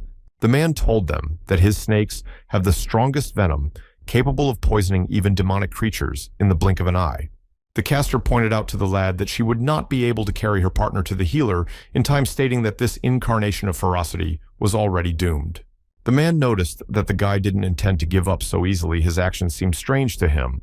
Ananta put Rupa on the ground, asking her to hold on for a while he dealt with this snake charmer. The guy claimed he was refreshing his snake of a partner, tried to stop him, but it was too late. Changing his appearance, Ananta intended to deal with this enemy and take Rupee to the Blackfeet who could cure her. The man pointed out to the boy that his flesh was imbued with the ominous aura of the curse, suggesting that it was what Beshrun had reported to him. The caster began to call out of the ground, and a lot of snakes started to come out of the ground, which he wanted to kill this guy with. The man introduced himself as Ezin. His body rose upward with the help of the serpents that elevated him. Ezin attack reported that he was the embodiment of blind faith. He ordered his serpents to destroy the enemy embodiment of wings. In one deft move, Ananta managed to get rid of the many snakes that were heading towards him. Ezin was surprised that his opponent had so deftly defeated the snakes and approached him, attacking him. The embodiment of blind faith managed to avoid the powerful enemy strike in time, which destroyed the body of one of the huge monsters. Ezin made sure his opponent was fast, and he should have been more careful with him since he didn't want to lose to him. Ananta, in the form of a lizard, continued to pursue the enemy, destroying the snakes that he directed at him. The snake charmer didn't have time to dodge the demon's lightning-fast attack and received powerful damage to his body. The powerful attack amused the man, who made sure of his inattention to his opponent. Ezin stated that the opponent's speed, strength, and agility are top-notch, but it is not enough to defeat him. Taking the true form of the embodiment of blind faith, Ezin grabbed his opponent by a limb and intended to devour him. Meanwhile, Rupa came to her senses. She noticed that Ananta was fighting the creature alone. She decided to help him. The girl realized that Ananta was endangering his life to save others. She thought the situation was familiar. Rupa remembered how she had asked Regelsa Einarjar why she sacrificed her own life for others. Regelsa replied to her that comrades are those to whom you can trust your own life unconditionally at any time. Rupa, too, was one of Regelsa Einarjar's comrades. Hearing this, she was surprised to hear such words. The girl apologized to Regelsa that her promise to return home safe and sound was unfulfilled. Ezin made a powerful swing of his fist, intending to kill his opponent without noticing that his partner had regained consciousness. Suddenly, the limb of the serpent was damaged. He did not realize what had happened. He saw that his arm had been torn off. Rupa, in the body of a wolf, managed to help her partner in overpowering this creature. She intended to get rid of it as soon as possible. The girl used the sacred blood cut technique, Ezin was subjected to multiple attacks from the opponents. Rupa fought the incarnation of the blind faithful with her last strength, assuming that after that, she would not be able to see her comrades. The she-wolf managed to disarm her opponent, who didn't expect such a lightning-fast attack and was defeated. Ezin noticed that Ananta had begun to approach him, the lizard's huge maw intent on devouring this opponent. The huge maw swallowed Ezin and began to take away his spiritual powers that helped to subdue Anant's rampage. Ehin fell into a bloody nightmare, not realizing what was happening to him or where he was. The divine branch that was in this creature's body shattered, unable to withstand the onslaught of the enemy forces. Suddenly, Ezin called for help. Quetzalcoatl being a huge dragon, he shepherded this embodiment of blind faith. The man apologized to the embodiment of conquest for daring to alarm him and ask for help. Ezin realized that he had failed in his mission to eliminate the unwelcome guests and regretted not being able to deal with them. Ananta, in the guise of a demon, howled in anger that Ezin had managed to escape him, but he had managed to draw dark power from him. The boy did not understand where the advantage of his opponent, which he had bragged about a moment ago, had disappeared. Ananta assumed that all those threats of Ezin's were just an empty bluff, for he had run away from him with his tail between his legs. The young man realized that he couldn't withstand another such powerful curse. He was upset that his opponent had escaped. Releasing a curse to consume a demonic creature was called extermination. Ananta knew that if the opponent was out of his control, the energy of the curse would devour the one next to him. Earlier, in order to keep Rupa out of their fight, the boy intended to think of something to do, because she might have fallen under his curse. Rupa, using the cut of the sacred blood, left further battle to Ananta falling beside them, without a sly. The guy was surprised that she helped him because he didn't expect her to sacrifice her powers for him. The huge she-wolf's body fell a motionless weight. Beginning to dissipate, she used all her strength to help him. Strength overwhelmed the body of Ananth, who noticed that the enemy had escaped from them by summoning the embodiment of conquest. The feeling of an unquenchable flame raged inside the demonic body of the guy. The curse had used the strength of Rupi, who had been with him for moments. The strength he had gained for the curse was still not enough, and he shouted, intending to chase after Aizen. Ananta looked at the enemy who was flying away from them. He tried to think what he should do at this moment. Looking at the embodiment of the conquest, the guy realized that the powers he received were not enough to satisfy the curse. Spreading its powerful wings, the creature intended to pursue the enemy to seize the sacred branch of the tree that was in the enemy's body. Ananta promised that he would devour the opponents. Making a mighty leap, he towered and began to follow the fleeing ones. Rupi was lying unmoving on the ground. She had lost a lot of strength, and so she was unconscious and did not know what was happening. The guy remembered the words of his partner, who pointed out that the rest of the battle she was leaving to him. He decided to give chase and save the girl. Ananta brought Rupi to the camp, where their comrades were, so that they could give her medical attention. When she came to her senses, she vaguely noticed Nadia and Ruby sitting next to her. She didn't remember what had happened. Nadia was glad to see that Rupa had come to her senses, and was beginning to realize where she was, and that she had survived the battle. The bandaged girl asked what happened, and how they managed to save her in time, asking where Owl was. Nadia asked Rupi not to overexert herself because she was badly wounded, and it would be better if she didn't become a lizard. The girl told her partner that if the antidote had been administered a little later, she would not have been saved. Nadia pointed out that Rupi was lucky because Ananta had brought her back in time, and the healers had managed to administer an antidote to the snake venom. Rupi was surprised that Ananta had gotten control of himself and saved her because he was sure that he would leave her and go after Aizen. Nadia didn't understand why she was so surprised. Suddenly a guy walked in to make sure Rupi survived. Ananta heard that instead of thanking his savior, Rupa was insulting him. The girls did not expect anyone to come in. The boy was stunned by this attitude because he had saved her. Behind him stood the Black Paw and Owl, who made sure that his partner was in a fighting mood. Rupa pointed out to her savior that he was all wounded, and he too needed to heal. Ananta told her to take care of herself first, instead of staring at him. Leaving, the guy asked the girl to stop doing rash things and assured her that she should stop owing him money. Rupa was surprised at his reaction. Nadia stated that he treated her harshly despite saving her. The girl called him a fool, but deep down she knew he was right and decided to recover before the battle. After the campfire, Owl told the others that Rupa would be fine if given some time to recover, assuring them that she was a resilient girl in that regard. The third commander thanked Ananth for saving his comrade, even though he had to let his attacker go. The guy didn't care for the gratitude Nadia asked that he'd had a chance to fight one of Gai Yo's subjects. Ananta nodded positively and replied that it was an old man named Aizen who could summon snakes from his shadow. The guy added that the snakes were stupid clones, unable to act rationally, and judging by the fact that the snakes didn't destroy other animals, their task was to keep out uninvited guests. Ananta assumed that the snakes were meant to catch those who strayed into Pass's lands, but were suddenly ordered to return to their master. Nadia asked what that order was. The guy said he didn't fully understand what it was. The boy told them that he had a feeling that some part of Aizen's former branch had sprouted inside him. Blackleg agreed with his words, explaining that he had been feeling his curse much better lately. The girl with rabbit ears pointed out that he got such a strong effect from a small piece of branch. The Black Paw was curious what would happen if he swallowed the branch whole. Nadia looked at them thoughtfully. Owl stated that the sixth pillar of Zaphiroth, being the incarnation of the blind era, Aizen attacked his partner. Nadia asked the man what Zaphiroth was, since she didn't know who it was, or that she was curious to know about it. The third captain explained that Zaphiroth was an elite squad of chosen guarding incarnation wings. It included the 10 strongest incarnations, having the power of the branch. The most elite warriors were known as the 5 disciples of Gi Yo.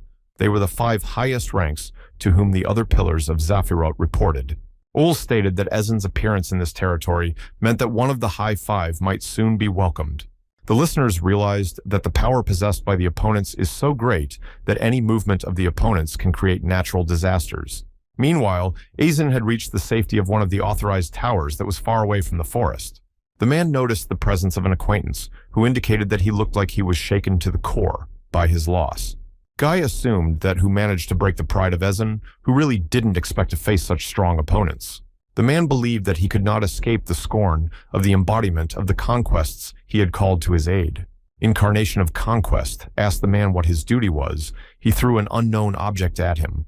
The man replied that he was to block the way into Paz's lands and destroy those who were not subservient to his lord. Ezin saw that the head of a demon that had been dealt with by the people who had come to this place had been thrown at his feet. The man tried to explain himself to the second pillar of Zaphiroth, the embodiment of Gon's conquest, who was angry that he had failed in his task. Gon ordered the man to show him the way, promising that he would single-handedly crush the enemies who had come to this land. Then Gon used the space rift technique, and the ponies came to the place where Gai Yeo was. The guests saw that Barahon, along with Gai Yeo, were engaged in the election of a new incarnation that failed to handle the power of the branch. Barahon ordered the embodiment of conquest to stand still. He was surprised that he was forbidden to approach. Gan pointed out to Barahon that he had better keep his mouth shut, calling him a low-born creature. There was an imaginary confrontation between them because they did not respect each other very much, being sure of their superiority. The incarnation of Wings saw the guests and said that Gon was full of energy since he decided to confront Barahon.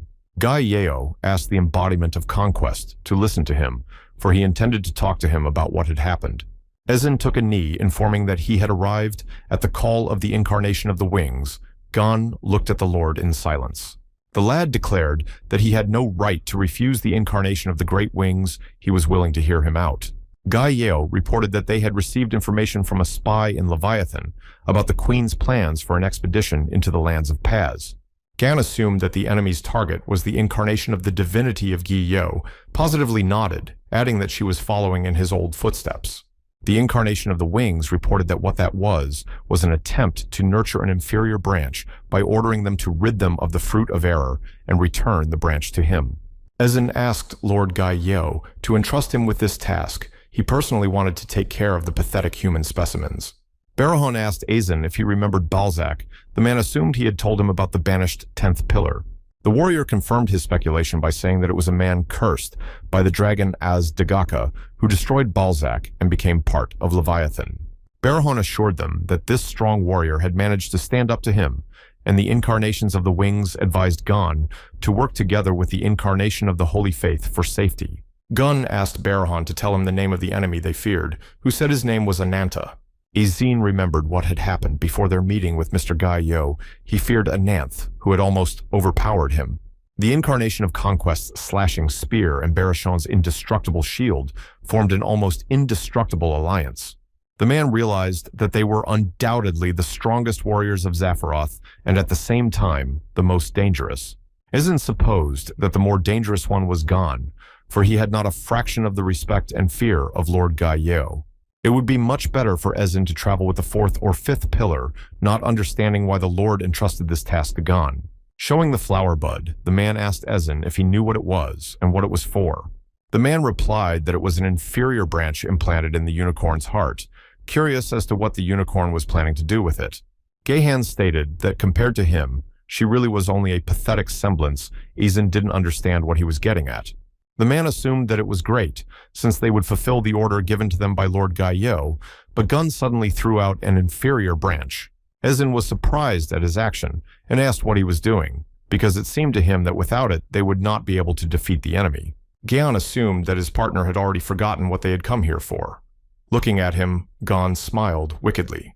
Then near them arose a powerful glow that came from an incomplete branch thrown at them. Gon declared that he would destroy the enemies. The incarnation of Conquest pointed out that the demon ruling over the lands of Paz and the lower demons that would follow them. He stopped talking when he saw that he was staring silently at the glow. Gaon allowed that Ezin didn't understand why he was telling him all this. He saw the indestructible shield and the embodiment of Wings. The partner showed the man that he had a unicorn horn that Mr. Gai Yeo had once obtained. Breaking the horn, Gon realized that since the enemy had withstood Barahan and Ji Yo, he was a worthy foe to fight. The man decided to prepare an appropriate arena for his opponent. He awaited their battle with anticipation. Meanwhile, Ananta had no idea that he was about to face a fierce battle with the strongest opponent he had ever faced. A week had passed, and the squad had managed to finish all the preparations Queen Regelza Einherjar had asked them to make. After that, an army led by Regelza appeared in the portal, intending to finish what she had started. Rupa was very pleased with their meeting. Owl said he was all exhausted waiting for them to meet. The queen was pleased to see their vanguard intact. A multitude of warriors gathered to greet their queen. Regelza Einherjar, addressing Nadia and Ananth, pointed out that they both did a great job and did not let her down. Turning to Skulda and Mary, the queen asked if anyone else had come through the portal. Skulda informed the queen that 50 sisters from her personal guard of shield maidens were all in attendance. Ananta asked Regelza what it was like to stand on the scorched lands of her homeland, and she didn't expect to hear such a thing. The queen thought about his questions for a moment, as memories from her childhood surfaced in her mind. The woman looked around, trying to pull herself together as a fierce battle awaited them. White Paw informed Her Majesty that thanks to their message, she had already been brought up to speed. A week ago, a tall pillar of light was seen in the direction of the former capital. This phenomenon accompanied the birth of a new creature from the branch. Earlier, the Blackfoot reported to the queen that the appearance of the sixth pillar and the awakening of the branch had been recorded. Regelza Einherjar, hearing the report, speculated that it was most likely a trap by the enemy who had noticed their presence. Whitepaw informed Her Majesty that the situation was very different from the scenario he had previously calculated, and if she wanted to use Whitepaw's power in a critical situation, it would take at least 3 days. The girl with the rabbit ears asked if the queen was going to go forward after this. She turned to her army. The queen informed the warriors that they had arrived at their homeland, where they were born and raised. All began to listen to their queen's speech. Regelza Einherjar added that years earlier they had left these places under the onslaught of the incarnation of the wings, and then she swore an oath to all who left their bodies here. The queen declared that all who lived in pain and suffering, she promised them that she would return to these places and bring the remaining warriors with her. The woman believed that when it came, the souls of her fallen comrades would hear her call and rejoice in the restrained promise. Regelza stated that the victims who fell in this place were not in vain, for they returned to their homeland through their sweat and blood. The warriors listened to the fiery speech of their queen and were ready to follow her to the end, giving their lives for her. The queen addressed her compatriots, calling them brave, asking them all to fight alongside her. Everyone began shouting words of encouragement to their queen, letting her know that they would follow her. Ananta watched calmly as the army began to cheer their queen's fiery speech. Regelza Einherjar stated that their goal was Folkwang. The capitals began to trumpet the attack, and the army moved forward. The queen decided to leave the reserve troops in the rear fort, and the rest to move out on an expedition with her being in the rear fort. Blackfeet asked the warriors to wait ops calmer. Blacklegs wanted to flank Ananta, but it turned out they were left like watchdogs to guard the house. Whitepaw thought her partner was upset that they were being put in the rear, then stated that she was very upset about it. The partner reported that Ananta's rage was no longer out of control, and there was nothing for a Blackleg to do on the front lines. Blackleg replied that whatever the outcome of the expedition, her abilities were vital to the squad. Whiteleg agreed, pointing out that the queen needed protection more than ever. Whitepaw understood that what Regelza Einherjar needed was not protection, but a chance to survive this fight. The girl with the rabbit feet realized that the queen still didn't trust her, so she left them in the rear. Blackpaw asked her sister if this sortie had any chance of success, since she thought such a thing was impossible. Whitepaw replied that they didn't care about the outcome of this expedition. She glared at her angrily. The girl with the rabbit ears wanted Ananta to become stronger, and she didn't care about the others even if they were wiped out. The squad encountered a snake on its way, which they were able to eliminate with an arrow shot to the head. Mary managed to get a lesson on the huge snake that was waiting for them behind the rocks. Her partner prepared to finish it off. A powerful blow of the warrior made the snake go to the other world. The girls were glad that they so quickly coped with the monster. The others also began to fight the monsters that began to approach their squad. The queen ordered to keep moving. Regelza Einherjar informed her squad that they were being attacked from the right flank, ordering the warriors to close ranks. The squad raised their shields to block the attack of the huge snakes that approached them. Ananta, turning to his pet, informed that it was time to show them what he could. Ruby was fine with it. Climbing onto the shields, Ruby began to attack the snakes with her powerful flames that made the monsters give up their intentions. The guy was pleased that his pet's attack had worked on his opponents, and now it would be easier for them to defend themselves, realizing that there was no need for him to intervene in the battle himself. Nadia bravely fought the snakes using tree roots to rid the warriors of the monsters that approached them.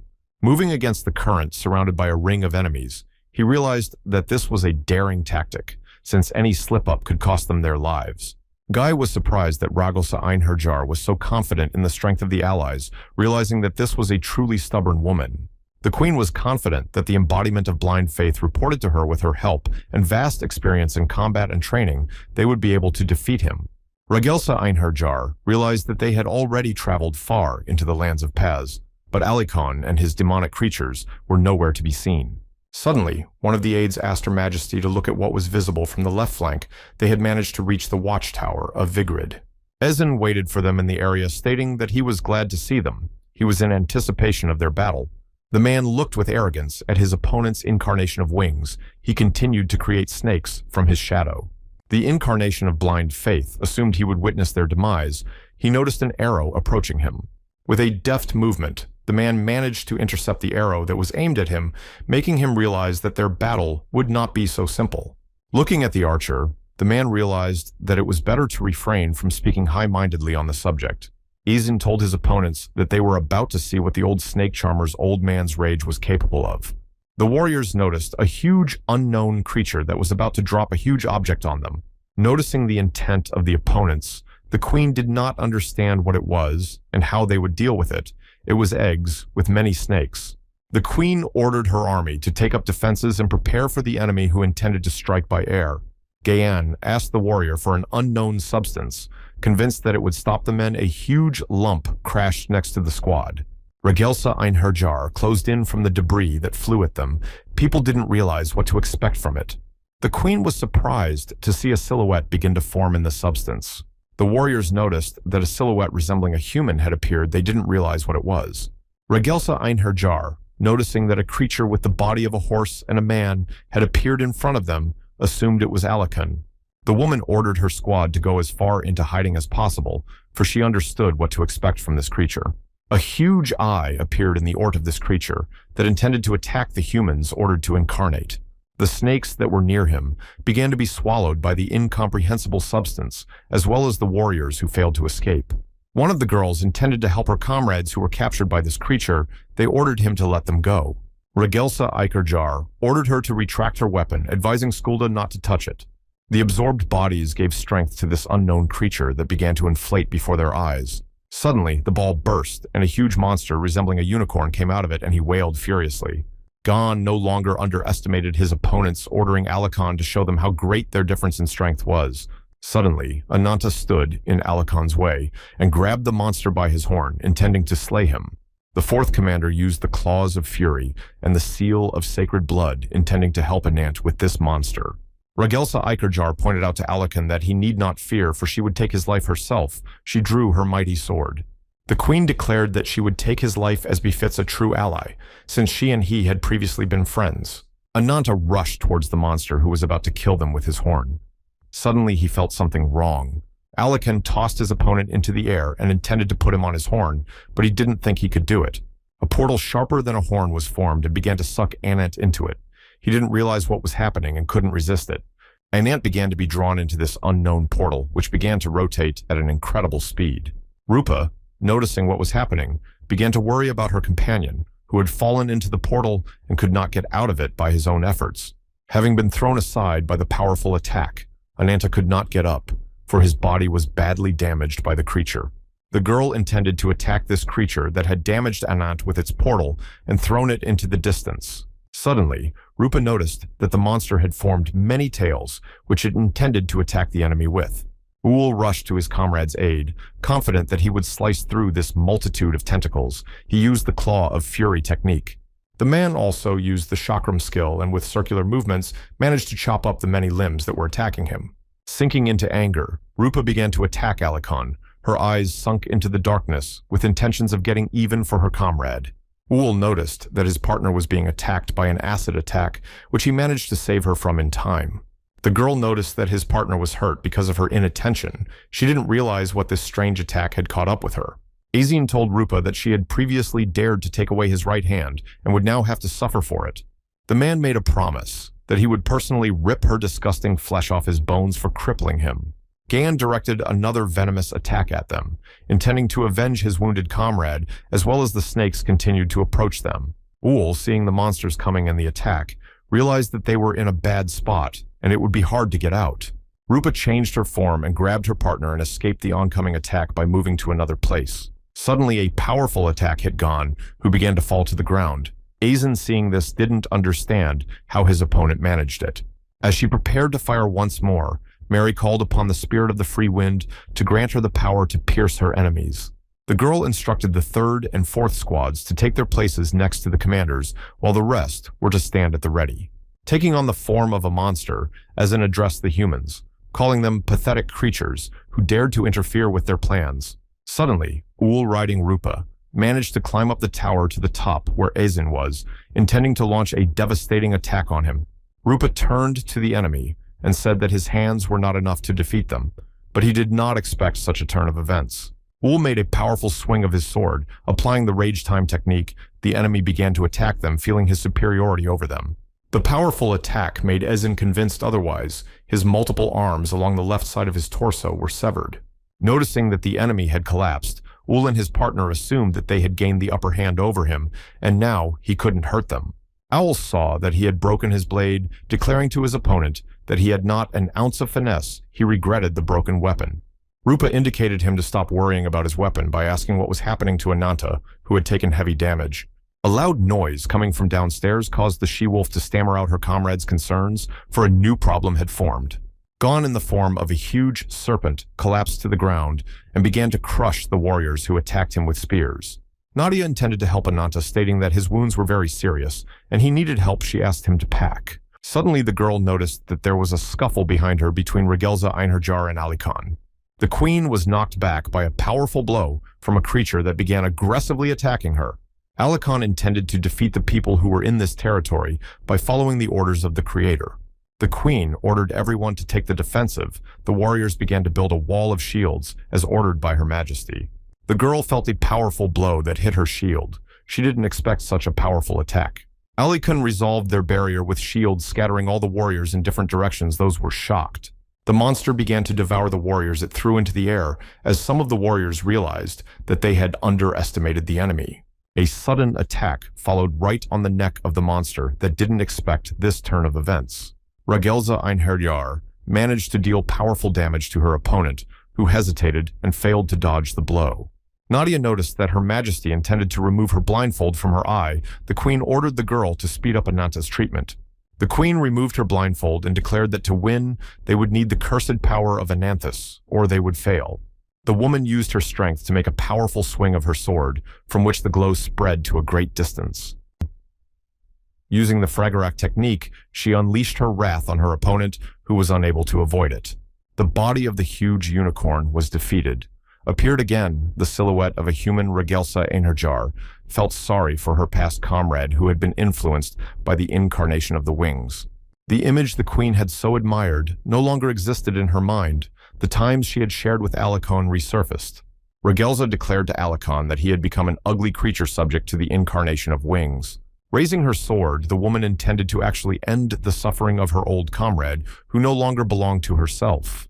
The queen made a powerful swing of her sword and aimed directly at the head of the opponent, who was once her comrade.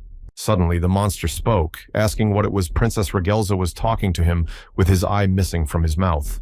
Earlier in Regelza's youthful days, her subordinates were worried about her and asked her to come down from the tower because it was too dangerous there, that she was just a coward. Suddenly, they were approached by Alicon, who tried to persuade the princess to come down by asking her what she was doing at such a height. Princess Regelza asked them not to worry because she wasn't afraid of heights, saying that princesses stand taller than everyone else. The young princess turned around and was sure that nothing terrible would happen to her, because this was her kingdom, where everyone protected her. Regelza was sure that Alicon would always be by her side and save her in case of adversity. Such words came as a surprise to him. Smiling sweetly, the servant told the princess that she was right in her statement, but it was not worth risking her life. Alakan promised that he would see to it that she grew up to be a beautiful queen, intending to protect her for the rest of her days. Now, Alakan was not like himself, and his promises were not realized, for he had betrayed Her Majesty and fought against her. Ragelsa Einherjar heard him speak and recognized her, and paused for a moment trying to understand what he intended to say to her. Alakan asked the queen why he looked like that. His words put the woman in shock. After looking at himself, the creature couldn't believe that he was once Alakan, who was friends with Queen Ragelsa. The woman assumed that Alakan's consciousness had returned to him again. She asked what he remembered of her. Alakan asked to be released in his mind. Memories of what had happened to him and how he had gotten to this point surfaced. The earlier incarnation of the Wings stormed into their kingdom and exterminated all the warriors who were in the throne room. Gai Yeo tore out the horn that belonged to Alakan. He was unable to withstand such strength of the enemy that had come to their kingdom. Princess Ragelsa was very worried about her comrade, who was under the influence of the incarnation of the Wings surrounding her, leaving the room in terror. Armed, the queen and her troop set out to rid themselves of the creature that had invaded their lands and taken Alakan's horn. With a powerful technique, Gai Yeo sizzled all those who didn't want to obey him, and there was nothing they could do about it. The light beam hit right in the eye of the princess, who didn't understand what was happening because her mother died right in front of her eyes. Alakan pointed out to the queen that her Aita interrupted him, asked him to stop so she could understand what was going on. Suddenly, Alakan's eye reappeared in Alakan's ort. For a moment, there was a pause between them. Alakan stated, "It was just a rapture." The creature ordered to incarnate, and its body sank into a slurry that began to change its shape. Nadia rushed to help the queen get away from the impending attack. The woman noticed they were trying to save her. The unknown creature transformed from Alakan, in which there were many eyes. She intended to continue the battle. Ruby was shocked to see the creature, not understanding how it had managed to form in the first place. Meanwhile, Anata continued to recover little by little from the powerful blow he had been hit by. Ruby had transformed into a fire lizard and intended to help his master recover as quickly as possible. Nadia informed the queens that the enemy would continue to strike them erratically and she should keep her distance, adding that it would be wise to retreat and take care of the wounded. Upon hearing Ragelsa's proposal, Einherjar said she had no intention of backing down and wanted to see it through to the end, pointing out that she had simply panicked and lost her temper. The queen assured that Alakan had already reached his limit and should not be left running away with his tail between his legs. Ragelsa Einherjar ordered Nadia to gather all her forces and finish off the enemy with a final blow. Suddenly, the girls heard instructions to move out of the way and turned around, surprised because they thought such a thing was impossible. Ananta, in symbiosis with Ruby, had regained his strength and was ready to get rid of an opponent who was already at the redivision of his powers. The guy instructed the allies to get out of here if they didn't want to turn to ash. Nadia didn't realize what kind of new look Ananta had taken. Ragelsa Einherjar suggested that it is a tribal spirit that is similar to the one Mur uses. Ananta began to approach his opponent, intending to burn him as quickly as possible. The creature noticed the burning monster and began to emit screams. Being in his new fiery form, Ananta prepared for the attack. Gathering all his strength, he created a fireball of Heaven Devourer. The enemy once again created a semblance of a portal, intending to counter the enemy's fireball. The monster's counterattack was directed at Anant's fire attack. The surrounding people held their breath watching this battle. The two attacks merged into one, and there was a powerful explosion that erupted over a great distance, a glow that blinded everyone in the area. The monster realized that his technique had proven weaker, and the enemy began to approach him, plunging him into the fire. Ananta intended to take the creature down with a single blow, because now he was even stronger with Ruby's help. The monster turned into a spike, intending to avoid the blow. Ananta declared that they both had fallen victim to this winged Ji-Yo. He began to destroy its spikes. Ananta swung around to point out that Alakan was just a coward who had sunk into fear and couldn't do anything about it. The lizard-like creature asked his opponent how much longer he would cling to his pathetic life. A powerful fire traveled through the body of Alakan, who wondered why he would cling to such a life. His skeleton appeared to those around him. Nadia prepared to help Ananth, noticing a skeleton that she could grab with the Yggdrasil technique. The incarnation of nature managed to grab the opponent who had lost his consciousness and was under Gon's control. The eye again appeared in the mouth of the skull. The creature realized that his part of the reckoning for all the sins he had committed had come. Ragelsa Einherjar again prepared to launch a crushing attack on the opponent who had exposed his true colors. The monster watched in fear, but could do nothing about it, its strength leaving its body. The queen declared that by the Valkyrie's own order, she was giving her old friend's soul rest in peace. After these words, a powerful attack descended upon this creature, who was glad that his consciousness would belong only to himself. Body parts were scattered all around from the shockwave, and the battlefield was silent afterwards. Alakan realized that a blinding light had fallen upon him that sent him to the other side of the world, where calmness prevailed. A memory arose in his mind of him wishing he could stay close to the princess he had been with since birth. The last thing Alakan's consciousness saw was the body of the grown Regelsa, who had spared her comrade from eternal suffering. The image of an old friend appeared before the queen saying goodbye. One last time he was pleased with her action. The queen stood silently looking at the light that appeared in that dark place. She was sorry to say goodbye to her old comrade like that. Regelsa Einherjar let a tear of sorrow fall as she promised to avenge him on the incarnation of the wings that had captivated him. Ananta changed his appearance to normal. Ruby stopped emitting fire. They watched together how the Corley reacted to her friend's farewell. Ruby looked at his master, who had just been lying on the ground without strength and was now fighting the monster. Ananta asked the pet from where he got the power he used to help him regenerate and ignite fire. The queen bowed her knee in respect for her fallen comrades in this battle. The light continued to shine on her. Nadia expressed her condolences to the queen, for she thought she was too upset about it. Regelsa replied that it was necessary to pay tribute to the fallen. She realized that she had no time to shed tears because there were still opponents who could strike at them. The surviving warriors began to recover and help the wounded. After such a fierce battle, they noticed that their ranks had thinned. After the squad managed to crush an enemy tower that right before their eyes began to collapse, the warriors were happy about what was happening. Mary heard the queen's orders that they had no time for this sort of thing and needed to move on. Regelsa Einherjar explained to everyone that they needed to move on so as not to squeeze the victims of the abyss for nothing in this battle. Owl looked at the surroundings they passed, trying to detect which way the enemy had fled. Rupa grabbed the wounded Ezin and asked him if he realized how much blood had been spilled for him. The old man was at his last breath. The girl told the old man that she would not let him just pass away quietly. He laughed at her in response. Rupa was furious when she heard that he was mocking her and started beating him up, making it clear that she was not joking. Ezin stated that it would certainly be far better for them to die on the same battlefield he had prepared for them earlier. Rupa was asked to stop beating this old man who already had one foot in the grave. The girl did not understand such pity for the enemy. Owl announced to his partner that this was not the end of their battle. He noticed a bright glow from the sky that shone at one point. The partners noticed an unknown person who started approaching them, being illuminated by a bright light. Gan intended to deal with all those who had survived the battle, realizing that it was a mistake to expect anything from Ezin. The warriors spotted the enemy along the main path, and all turned their gazes in the direction where Gan had appeared. The girls, being exhausted from the first battle, did not understand how they would fight against this opponent. Owl tried to report in the seed that the enemy at a fast speed began to approach them. He was shocked by his strength. Gan, at lightning speed, punched through the base of the tower that was beginning to collapse. He continued on his way. Suddenly, the epitome of conquest met the powerful fist of Ananth, who intended to stop him. Such a powerful blow created a flash. The lizard managed to stop the enemy that approached them. Ananta realized that this was the one Ul, the follower of Gi Yogan, was talking about. He remembered the words he had been told about him.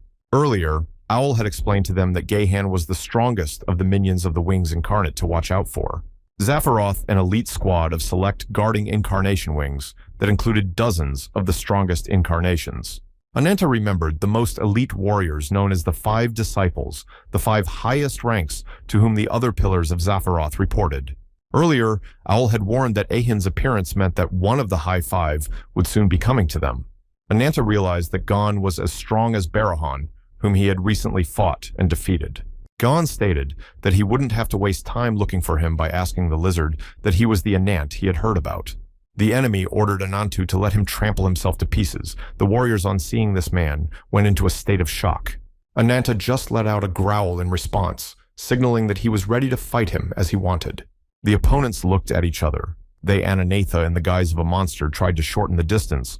Gan also started to attack him. Powerful blows clashed in unison. Gehan threw a series of quick lunges at his opponent, who countered skillfully. Gehan realized that the opponent had incredible physical power and had amazing fast regeneration. Incarnation of Conquest used the Pangolith shattering fist of the Great Crust. A crushing attack pierced the body of the lizard that failed to dodge the blow. Ruby sat on the lizard's head and worried about her master. Ananta tried to counter-strike his opponent, but he deftly dodged his attack. Ruby used her power again, and Anant's body plunged into the fire, thinking he could win. The guy in the guise of a demon prepared to launch a fire attack using his maw, aiming the blow at the opponent. A powerful attack rained down on Gon.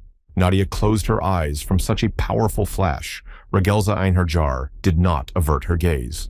The queen noticed that Anant's condition now exceeded the capabilities of mere incarnation. Gayan managed to counter the fiery attack of the enemy, who put all his strength into it. Ananta continued to aim the fire beam at the enemy. With Ruby's help, he managed to increase his strength. The fire attack had little effect on Gun, who managed to block and prevent the damage. Nadia hurried to cover herself from the heat that broke out all around her. She used the Yggdrasil technique. After the flame subsided, the girl saw puffs of smoke, assuming that Gahan had died from the onslaught of the fire. Ananta waited for the smoke to subside to make sure his opponent had gone to the other world. Noticing Gon standing against him, Ananta said he was a monster for surviving his attack. The people around him didn't understand how Gon's body managed to survive such high temperatures. Ananta asked what kind of body he had. There was an awkward pause between them. Gahan looked down at the ground and started laughing frantically, the people around him not realizing what had happened. Suddenly, the man realized his look stated that he recognizes Anant as his rival. The one did not understand what happened to him. Gon added that his opponent is obliged to obey him. Ruby's strength was running low, so his fire technique was beginning to slowly deplete. The pet was shocked that they hadn't managed to hurt Gon. Ananta indicated to his pet that he had done a good job, and now he could go rest. The demonic guy told Ruby that he was going to take care of the enemy himself. Gahan changed his appearance and told Anant that he was his opponent, ordering him to prepare for battle. The enemy wasn't going to celebrate victory until his breathless body was at his feet. His body resembled an armadillo. Preparing to lunge at his opponent, Ananta declared that enough of the idle musings. Gon's attack, Ananta realized that he must simply crush the enemy who had prepared to fight back. Gayan managed to block the lunge of his opponent, who intended to strike at him with his claws. The opponent threw Anant back with a powerful counterpunch, making it clear that things weren't going to be that easy. Ananta noticed that his opponent was preparing to attack using his whole body, and the scales of the monster rose up. Gon applied the pangolin technique by utilizing a swift kick. He headed towards the enemy. The powerful attack caught up with the lizard-like monster that tried to put a block on his lunge. Anant's block didn't help him. Gon broke through his defenses and damaged the body of the lizard, who staggered back from the blow. The lizard tried to strike back, but his opponent managed to block it in time, knocking his opponent back. Gaines struck a lightning-fast blow at the lizard, who managed to avoid his attack in time by ducking his head.